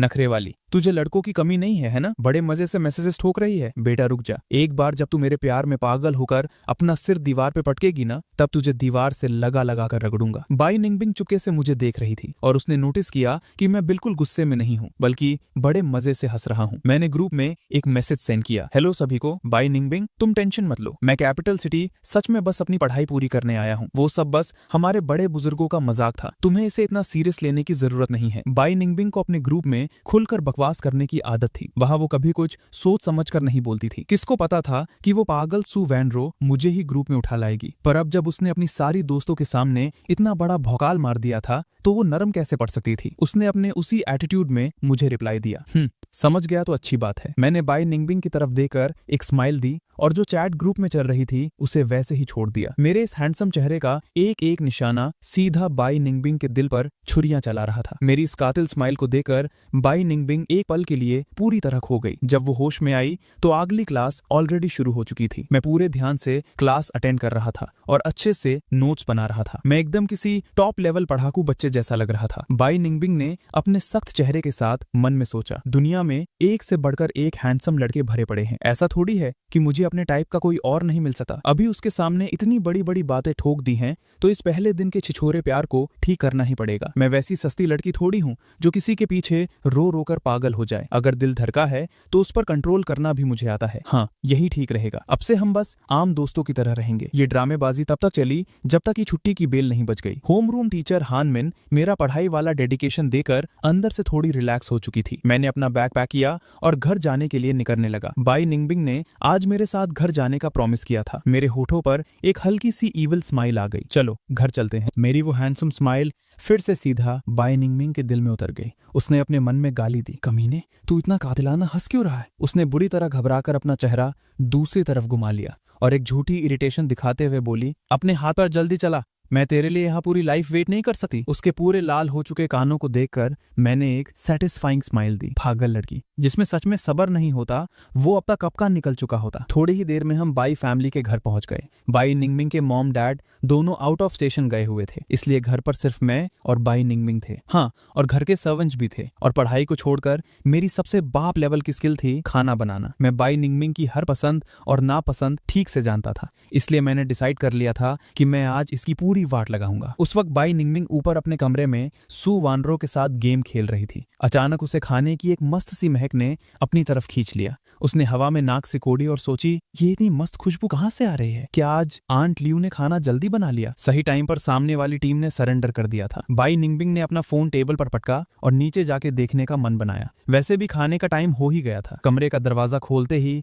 वो महक अब पूरी तरह से एकदम कड़क खुशबू में बदल गई थी। बाई निंगबिंग से कंट्रोल नहीं हुआ और उसने एक गहरी सांस ली। उसकी आंखें खुशी से चमक उठी। भाई, क्या लाजवाब महक है। डाइनिंग टेबल पर रात का खाना ऑलरेडी लग चुका था। आंट लियू ने बाई निंगबिंग को नीचे आते देखा तो हंसते हुए बोली, मिस आप आ गई, मैं बस आपको ही खाने के लिए बुलाने वाली थी। बाई निंगबिंग चलते हुए टेबल के पास आई। ये सब वही रोज के नॉर्मल डिशेस थे जो वो पहले भी खाती थी। इसमें कुछ खास नहीं था, पर असली खुशबू तो अभी भी किचन के अंदर से बाहर आ रही थी। बाई निंगबिंग ने हैरानी से पूछा, किचन में कौन को कर रहा है? वो मास्टर फेंग है। उन्होंने कहा कि वो कैपिटल सिटी पहली बार आए हैं और उन्हें यहाँ का खाना ज्यादा पसंद नहीं है, इसलिए वो खुद के लिए कुछ बना रहे हैं। मेरे हाथ का खाना इतना ज्यादा टेस्टी महक रहा था कि खुद मेरे भी मुंह में पानी आ रहा था। जब वो दोनों बात कर रही थी तब तक मैं अपना खाना लेकर बाहर आ गया। उसके ठीक सामने बैठकर मैंने बड़े मजे से अपना ताजा बना हुआ डिश खाना शुरू कर दिया। थोड़ी देर बाद बाई निंगबिंग ने चुपचाप अपना सिर उठाया। उसने देखा कि मेरे हाथ का बना हुआ वो मस्त खाना सिर्फ मेरी प्लेट में था और मैं पूरे मजे से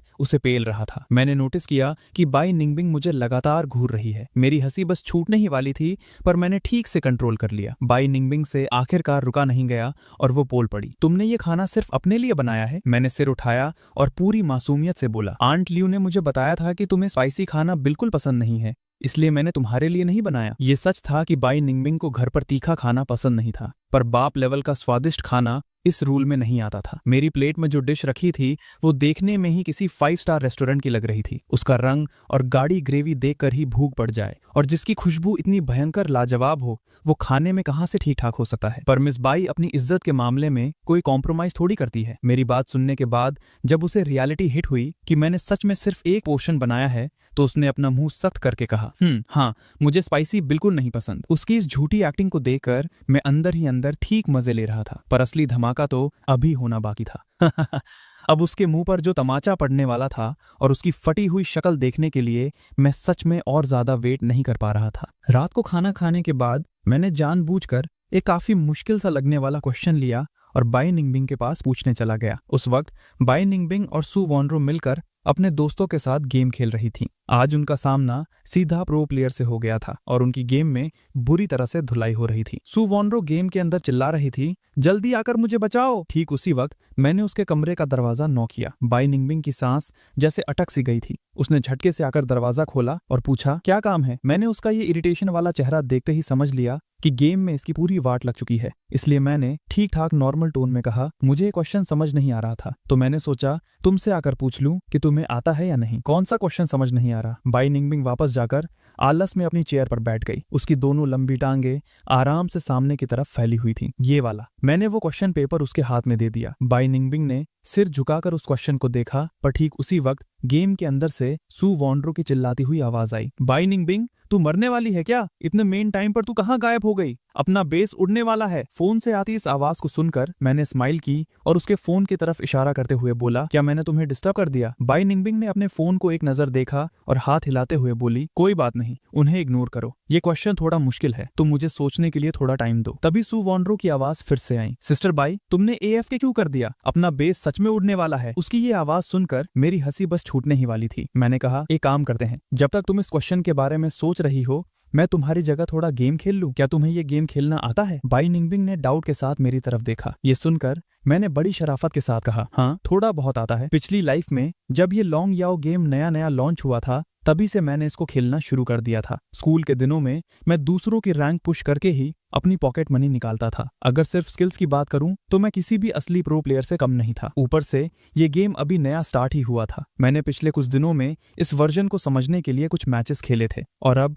मेरे लेवल का कोई टक्कर का प्लेयर ढूंढना ऑलमोस्ट नामुमकिन था। मेरा ये थोड़ा बहुत आता है सुनकर बाई निंगबिंग सोचने लगी कि मुझे मना कैसे करे। वैसे तो इस गेम को खेलने वाले बहुत लोग थे, पर उनका सामना सीधा प्रो प्लेयर से हो रहा था, तो मेरा जाना मतलब सीधा उन्हें फ्री किल्स देना था। फालतू में सामने वाली टीम को बस गोल्ड इकोनॉमी मिल जाती। बाई निंगबिंग के साथ खेल रही उन तीनों सहेलियों ने गेम में एकदम चुप्पी साध ली थी। वो मन ही मन सोच रही थी कि चलो अब सीधा सरेंडर ही कर देते हैं। बाई निंगबिंग ने कुछ सेकंड्स तक मेरी आंखों में देखा और फिर बिना किसी एक्सप्रेशन के बोली, तुम्हें खेलना है तो खेल लो। उसकी परमिशन मिलते ही मैंने उसका फोन हाथ में लिया। मैंने नोटिस किया कि सामने वाली टीम में शेनमिंग नाम का जो प्रो प्लेयर था ये तो वही शिकार था जिसे मैंने कुछ दिन पहले ही बुरी तरह हराया था। मैंने हानशिन कैरेक्टर को कंट्रोल करते हुए अपने हाई ग्राउंड टावर के पास खड़ा किया। मेरी टीम के सारे प्लेयर्स मर चुके थे और सामने वाले पांचों अभी जिंदा थे। भले ही उनकी हेल्थ थोड़ी लो थी, पर साफ दिख रहा था कि वो एक ही पुश में मैच खत्म करना चाहते थे। जब सबको लग रहा था कि गेम अब यही खत्म होने वाला है,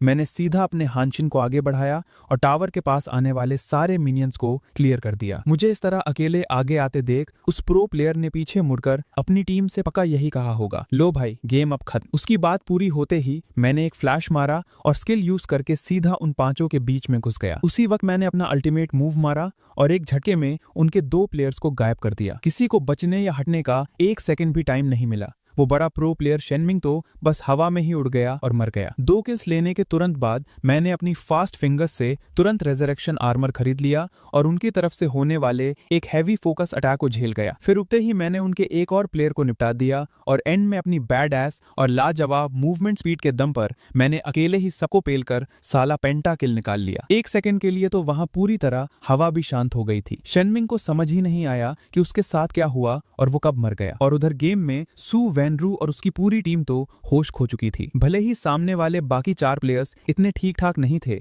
पर वो शेनमिंग तो सच में एक प्रो था और मैंने सीधा अकेले 1 वर्सेस 5 करके उन सब की औकात दिखा दी थी। थोड़ी ही देर में सामने के बचे हुए 4 प्लेयर्स वापस जिंदा हो गए, पर मेरी सोलो पुश और next level in game commands के दम पर 5 मिनट से भी कम टाइम में हम सीधा उनके बेस में घुस गए। हमने गेम पूरी तरह पलट दिया था और हारी हुई बाजी को सीधा जीत में बदल दिया। बाई निंगबिंग ने सपने में भी नहीं सोचा था कि मैं गेम खेलने में इतना खतरनाक होऊंगा। अपनी हैरानी से बाहर आने के बाद वो मेरी तारीफ किए बिना नहीं रह पाई। तुम गेम सच में बहुत अच्छा खेलते हो। मैंने हंसते हुए अपने हाथ हिलाए।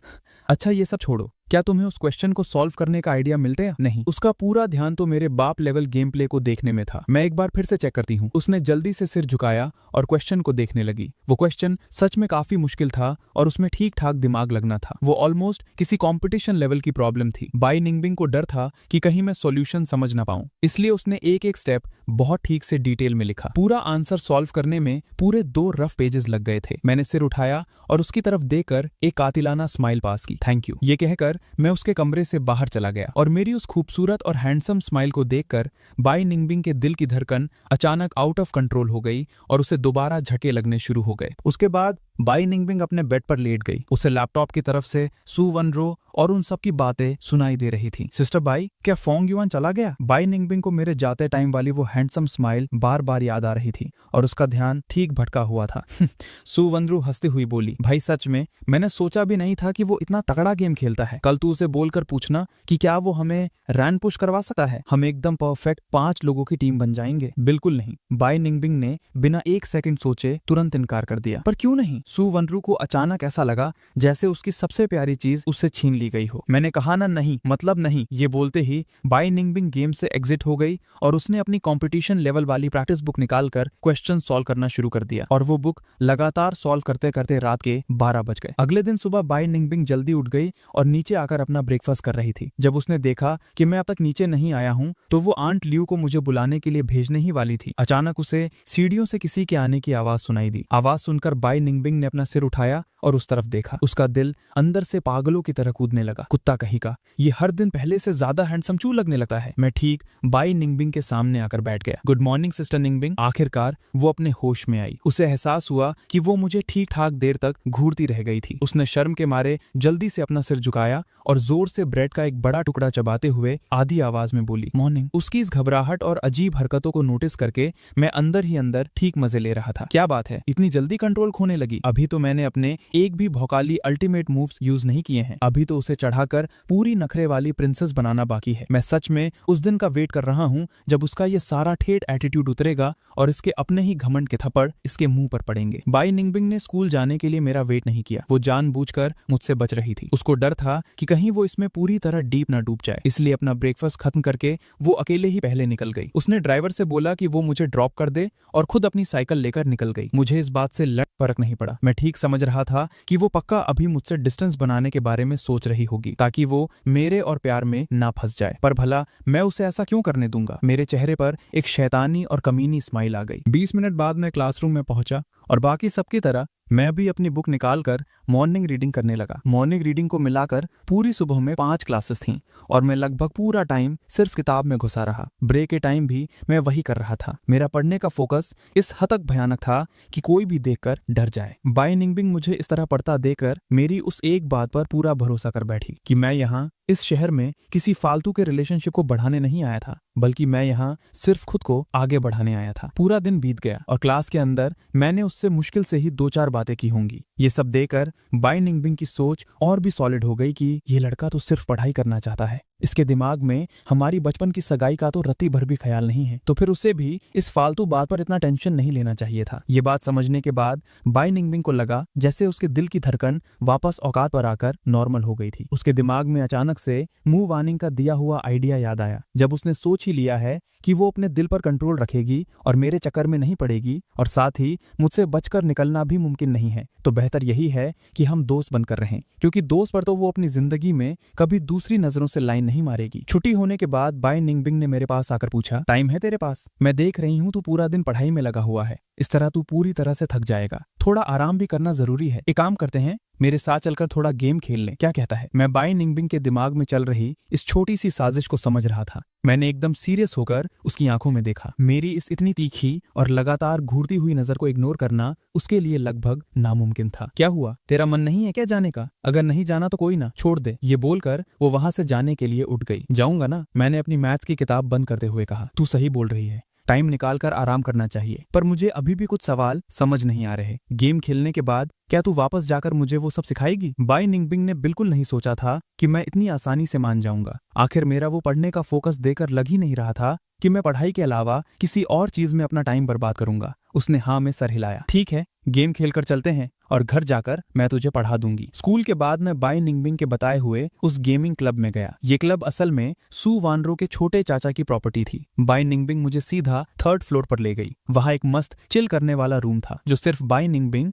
और उन चारों दोस्तों के लिए प्राइवेट स्पेस था। सू वानरो हमारे आने से पहले ही उस क्लब में पहुंच चुकी थी। उस प्राइवेट गेम रूम के अंदर इस वक्त सू वानरो पूरे ओवर एक्टिंग करते हुए मू वानिंग और गू चिंगहन को बता रही थी। मैं मजाक नहीं कर रही हूँ, वो लड़का फेंग युआन सच में एकदम जहर हैंडसम है। अगर वो और बाई दीदी बचपन से एंगेज न होते ना तो मैं कसम से जाकर उसको सेट कर लेती। मू वानिंग अपने हाथ में पकड़ी पेन को घुमाते हुए मजेदार हंसी। इतना भौकाल क्यों मचा रही है? तूने पहले कभी कोई हैंडसम लड़का नहीं देखा क्या? वही तो। और वैसे भी बंदे ने ग्रुप में ऑलरेडी बोल दिया था कि वो सिर्फ अपनी पढ़ाई पर ध्यान देना चाहता है, पर तेरी बातों से तो ऐसा लग रहा है कि वो बाई निंगबिंग पर पूरी तरह फिदा है। गू चिंगहन ने अपने फोन से नजर हटाकर बीच में अपनी बात रखी। सू वानरो ने अपनी उन दोनों भोली दोस्तों को घूर कर देखा। उसे अचानक लगा जैसे पूरी दुनिया बेवकूफ है और सिर्फ वो ही सच्चाई जानती है। उसने औरतों वाली छठी इंद्री की कसम खाकर कहा कि फेंग युआन हर हाल में बाई निंगबिंग को पसंद करता है और किसी इंसान की नजरें कभी झूठ नहीं बोलती। और जब मैं और बाई निंगबिंग दरवाजे पर पहुंचे, हमने ठीक उसी वक्त उनकी ये सारी बातें सुन ली। बाई निंगबिंग का चेहरा शर्म के मारे पूरा लाल हो चुका था। ये गधियां भी ना। उसने घबराते हुए मेरी तरफ देखा और फटाफट सफाई देने लगी। तू इनकी इन फालतू बातों पर ध्यान मत दे, इन बेवकूफों का मुंह चलता ही रहता है। मेरे होठों पर एक हल्की सी मुस्कान खेल गई। कोई दिक्कत नहीं, मैं इन सब पर ध्यान नहीं देता। बाई निंगबिंग की आंखें कंट्रोल के बाहर होकर वापस मुझ पर ठहर गईं। एक सेकेंड के लिए वो फिर से खोई हुई थी और होश में आते ही बिना ध्यान दिए बोली, ध्यान नहीं देता तो ठीक है। दरवाजा खुलते ही अंदर होने वाली सारी बातचीत एकदम से रुक गई। मैं जाकर बाई निंगबिंग के बगल में बैठ गया। मू वानिंग और गू किंगहान की निगाहें जब मेरे ऊपर पड़ी तो वो कुछ देर के लिए वहीं ठहर गईं। कुछ लम्हों बाद जब उन्हें होश आया तो मू वानिंग ने अपने होठों पर जुबान फेरी। तो ये है वो हैंडसम लड़का जिसके बारे में सू वानरो बात कर रही थी। उसे भी अब समझ आ गया था। गू किंगहान पहले होश में आई। क्या तुम फांग युआन हो? बाई निंगबिंग को अपनी सहेलियों का ये बर्ताव बड़ा शर्मनाक लग रहा था। क्या कर रही हो तुम लोग? कभी कोई हैंडसम लड़का नहीं देखा क्या? लेकिन वो खुद ये भूल चुकी थी कि जब उसने पहली बार मुझे देखा था तो वो खुद भी बुरी तरह से हैरान रह गई थी और अपना रिएक्शन भूल गई थी। असल में मैं इन तीनों लड़कियों को अच्छी तरह जानता था, बस फर्क इतना था कि वो मेरी पिछली जिंदगी की बात थी। मैंने बड़ी शराफत से तीनों की तरफ हाथ हिलाया। हेलो, मैं फांग युआन हूँ। गू किंगहान ने एक बेहद मीठी मुस्कान के साथ कहा, हेलो, तुमसे मिलकर अच्छा लगा। मेरा नाम गू किंगहान है। मू वानिंग की नजर तो जैसे पहली ही बार में मुझ पर ठहर सी गई थी, लेकिन जब उसने नोट किया कि मैं किस तरह बाई निंगबिंग को देख रहा था तो वो मन ही मन कूदने लगी। सू वानरू सच में सही कह रही थी, यहाँ दाल नहीं गलने वाली। इंट्रो होने के बाद सब लोग डायरेक्ट पॉइंट पर आ गए, गेम खेलने। मैंने हल्का सा साइड में देखा तो मुझे बाई निंगबिंग का साइड फेस दिखाई दिया। मेरे दिल से अपने आप एक आवाज निकली, कितनी खूबसूरत लग रही है। बाई निंगबिंग को शायद इस बात का एहसास हो गया और उसने अपना सर घुमाकर मेरी तरफ देखा। मेरा रिएक्शन भी काफी तेज था। जैसे ही उसने मेरी तरफ देखा मैं पीछे झुक गया और अपने जूते के लेसेस बांधने की एक्टिंग करने लगा। मेरी इस हरकत की वजह से गलती से मेरी कॉलर के अंदर की चेस्ट मसल्स और हल्के हल्के दिखने वाले एब्स उसके सामने आ गए। मैं तो बस यही चाहता था कि बाई निंगबिंग को ये पता न चले कि मैं उसे घूर रहा था। मुझे क्या पता था कि मेरी इस हरकत से तो तीर सीधा उसके दिल पर जाकर लगेगा। बाई निंगबिंग लगातार 2 सेकंड तक मेरी तरफ देखती रही। जब उसने अपनी निगाहें हटाई तो उसका चेहरा शर्म से पूरा लाल हो चुका था, जैसे खून निकल आएगा। वो अपना तेजी से धड़कता हुआ दिल पकड़कर मन ही मन खुद को गालियां देने लगी। कितनी यूजलेस हूं मैं, खुद से वादा किया था कि बस दोस्त बनकर रहूंगी, फिर ये दिल क्यों इतना जोर से धड़क रहा है। उसके तुरंत बाद उसने अपना चेहरा एकदम टाइट कर लिया, जिससे वो काफी कोल्ड और बेपरवाह लगने लगी। गेम स्टार्ट हो चुका था। सू वानरू ने मुझे अभी भी गेम से बाहर देखा तो चिल्लाकर बोली, गेम शुरू हो गया है। आ गया। मैंने तुरंत अपना फोन उठाया और गेम में एंटर किया। तभी मैंने देखा एक बार फिर हमारा मैच प्रो प्लेयर्स के साथ हो गया था और ये तो वही टीम थी जिसमें शेनमिंग था। पिछली बार मैंने बाई निंगबिंग की आईडी से खेला था और अकेले 5 को मारकर पेंटाकिल लिया था। आज तो लग रहा था इनमें अलग ही लेवल की आग लगी हुई थी, क्योंकि वो लगातार बाई निंगबिंग के पीछे पड़े हुए थे। गेम शुरू होते ही बाई निंगबिंग ने 2 बार अपनी जान दे दी थी। मैं बॉट लेन में था जब मैंने सू वानरू को बगल में चिल्लाते हुए सुना, बाई दीदी आगे जाओ ना, ये क्या हो रहा है? उन्होंने 2 किल्स कैसे निकाल लिए? मू वानिंग और गू किंगहान को भी इस बात पर हैरानी हो रही थी। आखिर उन्हें बाई निंगबिंग का लेवल पता था। भले ही सामने प्रो प्लेयर्स हों, फिर भी इतने कम टाइम में 2 बार मर जाना तो थोड़ा अजीब था। मुझे भी थोड़ा डाउट हुआ। जैसे ही मैं बाई निंगबिंग से पूछने वाला था कि क्या हुआ, दुश्मन टीम के लोगों ने बेइज्जती करनी शुरू कर दी। एक बंदे जिसका नाम द स्ट्रॉन्गेस्ट असैसिन था, उसने चैट में लिखा, बस इतना ही, ये है वो सो कॉल्ड प्रो प्लेयर शेनमिंग, तुझे याद है लास्ट टाइम इसने तुझे और पूरी टीम को 1v5 में हराकर पेंटा किल लिया था, तुझे यकीन है ये वही बंदा है? इतनी नूब, मैंने तो आराम से इसका काम तमाम कर दिया, ये तो पलटकर वार भी नहीं कर पाई। मिंग भाई मजाक तो नहीं कर रहे ना? शेनमिंग को भी थोड़ा डाउट होने लगा, क्या अकाउंट किसी और के पास है? द स्ट्रॉन्गेस्ट असैसिन फिर से ताना मारते हुए बोला, तभी मैं सोचूं, मैंने भी कहा था इतनी नूब मिंग भाई को कैसे हरा सकती है? सु वानरो का खून खौल उठा, क्या बकवास है ये, किसको नूब बोल रहे हो? बाई दीदी जाओ इनकी बैंड बजाओ। लेकिन बाई निंग बिंग का चेहरा बिल्कुल ब्लैंक था, उसकी बाएं हाथ की उंगलियां स्क्रीन पर थोड़ी मुड़ी हुई थी। उसने नीचे देखा, उसकी 5 में से 3 उंगलियां सूजी हुई थीं। सुबह बाथरूम जाते वक्त गलती से उसकी उंगलियां दरवाजे में आ गई थीं। उस वक्त उसे उतना दर्द नहीं हुआ था, तो उसे अंदाजा नहीं था कि ये इतना सीरियस हो जाएगा। जिंदगी भर अपनी शान में जीने वाली बाई निंगबिंग किसी दूसरे की इंसल्ट कैसे बर्दाश्त कर सकती थी, भले ही ये गेम क्यों न हो। उसने अपनी उंगलियों को हल्का सा दबाया और जैसे ही वो जवाब देने ही वाली थी, तभी फोन से एक बहुत ही एक्साइटिंग कंटिन्यूस साउंड आई, double kill, triple kill, quadra kill. सन्नाटा, एकदम मौत जैसा सन्नाटा। मैंने ग्लोबल चैट में एक सेंटेंस टाइप किया, बस इतना ही। ये लाइन उनकी बेइज्जती करने के लिए काफी थी। ऐसा लग रहा था जैसे उनका बाय निंगबिंग को नूब बोलना किसी किंडरगार्टन के बच्चे की बातों जैसा था। एक सिंपल बस इतना ही, बिना किसी का नाम लिए। लेकिन पेंटा किल लेने के बाद ये बात बोलने का सीधा मतलब पता चल रहा था। जो द स्ट्रॉन्गेस्ट असैसिन अभी अभी बाय निंगबिंग का मजाक उड़ा रहा था, उसका चेहरा शर्म और गुस्से से जल रहा था। पर सच्ची ताकत के सामने ये सारी धमकियां और बड़बोलापन बिल्कुल बेकार थे। वो 5 प्रो प्लेयर्स, जिसमें से 3 सब्स्टिट्यूट थे, एक आम से खिलाड़ी के हाथों बुरी तरह पीटे गए। इससे बड़ी बेइज्जती और क्या हो सकती थी? सु वानरो और बाकी सब अब होश में आए। शुरू की हैरानी अब अंदर की बेहिसाब खुशी में बदल चुकी थी। बाय निंगबिंग मेरे सबसे करीब थी। वो हैरानी से मेरी एकदम शांत फेस प्रोफाइल को देखे जा रही थी। ये मेरी तरफ से उनको जवाब दे रहा है। अमीर घर की बड़ी बेटी बाय निंगबिंग ऐसी लड़की थी जो हर चीज अपने हिसाब से चलाती थी। आज तक वही हमेशा दूसरों के लिए स्टैंड लेती थी, कभी किसी ने उसके लिए आगे आकर कुछ नहीं किया था। वो बस हैरान होकर अपने बगल में बैठे मुझको घूरती रही। एक बार उन सब की बोलती बंद करने के बाद मेरा मूड काफी हल्का और खुश हो गया था। इनकी औकात क्या है जो मेरी बाय निंगबिंग की बेइज्जती करे? मैंने अपनी उंगलियां स्ट्रेच की और पलटकर बाय निंगबिंग को देखते हुए एक खूबसूरत स्माइल दी। अब इनके मुंह से बकवास बंद हो गई होगी। मेरा वो मुस्कुराता चेहरा इतना हैंडसम लग रहा था कि उस लम्हे बाय निंगबिंग को लगा जैसे उसके दिल ने एक धड़कन छोड़ दी हो। उसने जल्दी से अपना चेहरा दूसरी तरफ कर लिया और थोड़ा एटीट्यूड दिखाते हुए बोली, थैंक्स। अपनी बेइज्जती और औकात बचाते हुए इस नखरे वाली राजकुमारी ने आगे ऐड किया, मेरा तो बस हाथ चोटिल था, इसलिए मुझे भी इस वक्त उसके हाई ईगो का ध्यान रखना था। इसलिए मैंने उसकी बात में हाँ मिलाते हुए कहा, अगर तुम्हारे हाथ में लग नहीं गई होती तो इनकी इतनी हिम्मत नहीं होती इतना उछलने की। भले ही बात जो भी हो, हर जीत तो हार जीत ही होती है। बाय निंगबिंग शायद अपना ईगो दिखा सकती थी, लेकिन जब मैंने ये बात उसको सपोर्ट करते हुए कही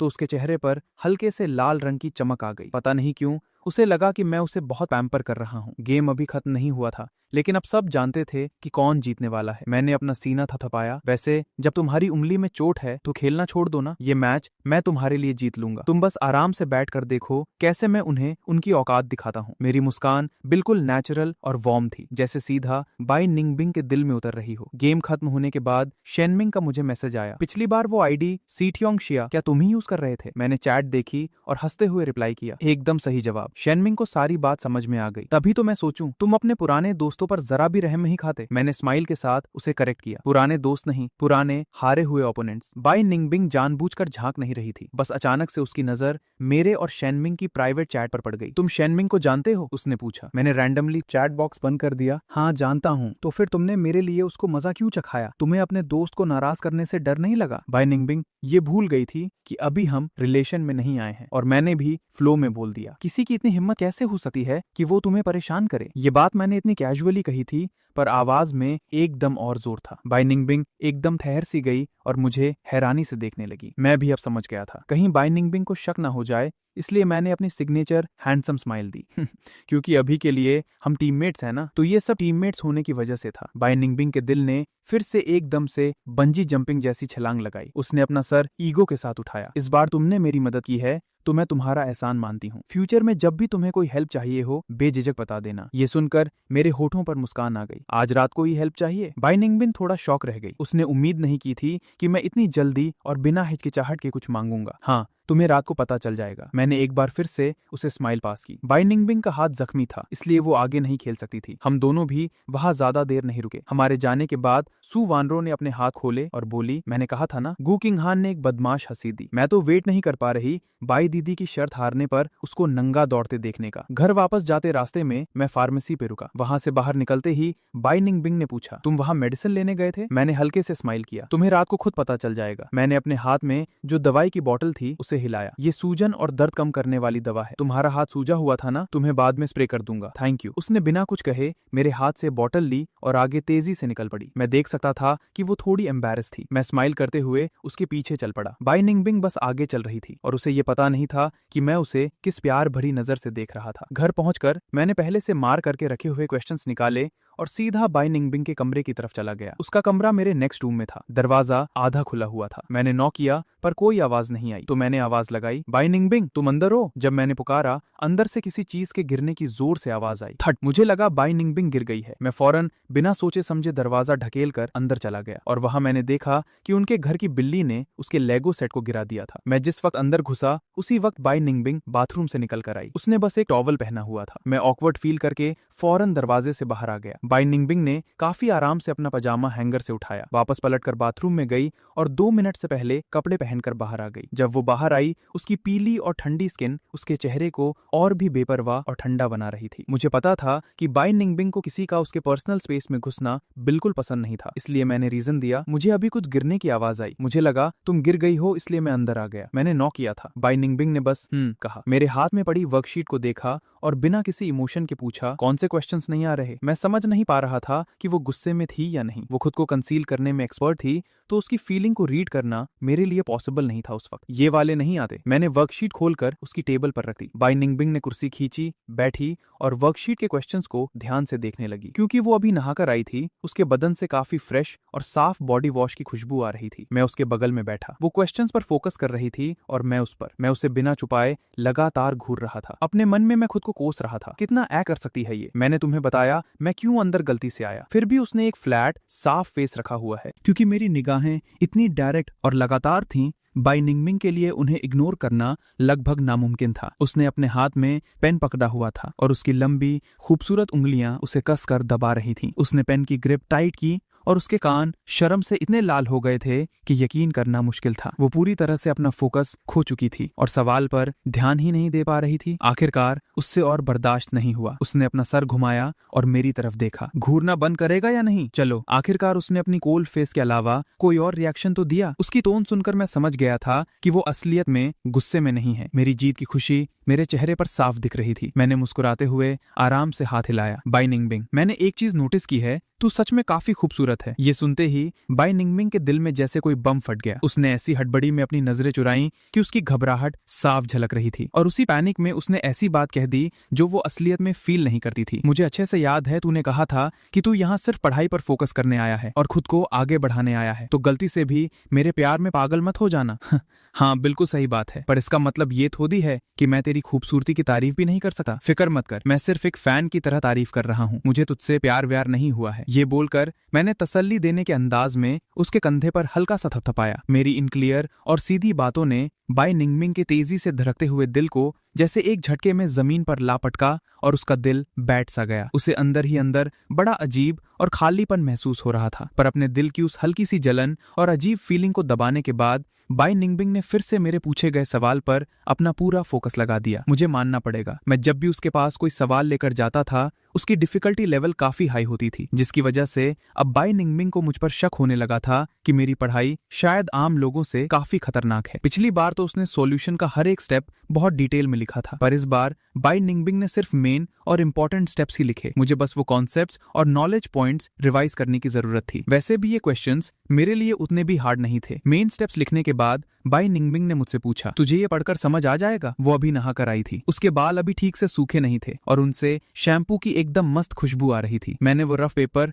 अपनी तरफ नहीं खींचा, बल्कि खुद थोड़ा आगे खिसक कर उसके और करीब चला गया। मेरे इतने पास आते ही बाई निंगबिंग की बॉडी का राइट साइड एकदम पत्थर की तरह जम गया, पर मैंने ऐसी एक्टिंग की जैसे मुझे किसी बात का कोई एहसास ही नहीं हुआ और अपना पूरा ध्यान उसके लिखे हुए सॉल्यूशन को समझने में लगा दिया। फिर मैंने बहुत ही प्यार और हल्के टोन में उससे पूछा, क्या इसको ऐसे ही समझना है? बाई निंगबिंग ने जब मेरी एक्सप्लेन करने की अप्रोच सुनी तो वो अंदर ही अंदर मेरे तेज दिमाग को मान गई और ठीक उसी वक्त मेरी इतनी मीठी आवाज सुनकर उसे अपने कान जलते हुए महसूस हुए। तू थोड़ा ज्यादा पास आ गया है। उसकी आवाज अचानक से थोड़ी तेज हो गई। सॉरी, मैंने एकदम आराम से और कूल अंदाज में माफी मांगी। ऐसा लग रहा था जैसे मेरा सारा फोकस सिर्फ और सिर्फ उस सवाल पर है। मुंह से तो मैंने सॉरी बोला, पर मेरी बॉडी उसके थोड़ा और पास खिसक गई। बाई निंगबिंग एक बार टोक चुकी थी, अब उसकी दोबारा टोकने की हिम्मत नहीं हो रही थी, इसलिए उसने चुपचाप अपनी इस अजीब फीलिंग को मारने के लिए अपना दिमाग वापस क्वेश्चन सॉल्व करने में लगा दिया। मैंने देखा कि उसका उल्टा हाथ अभी भी सूजा हुआ था। मैं अपनी जगह से उठा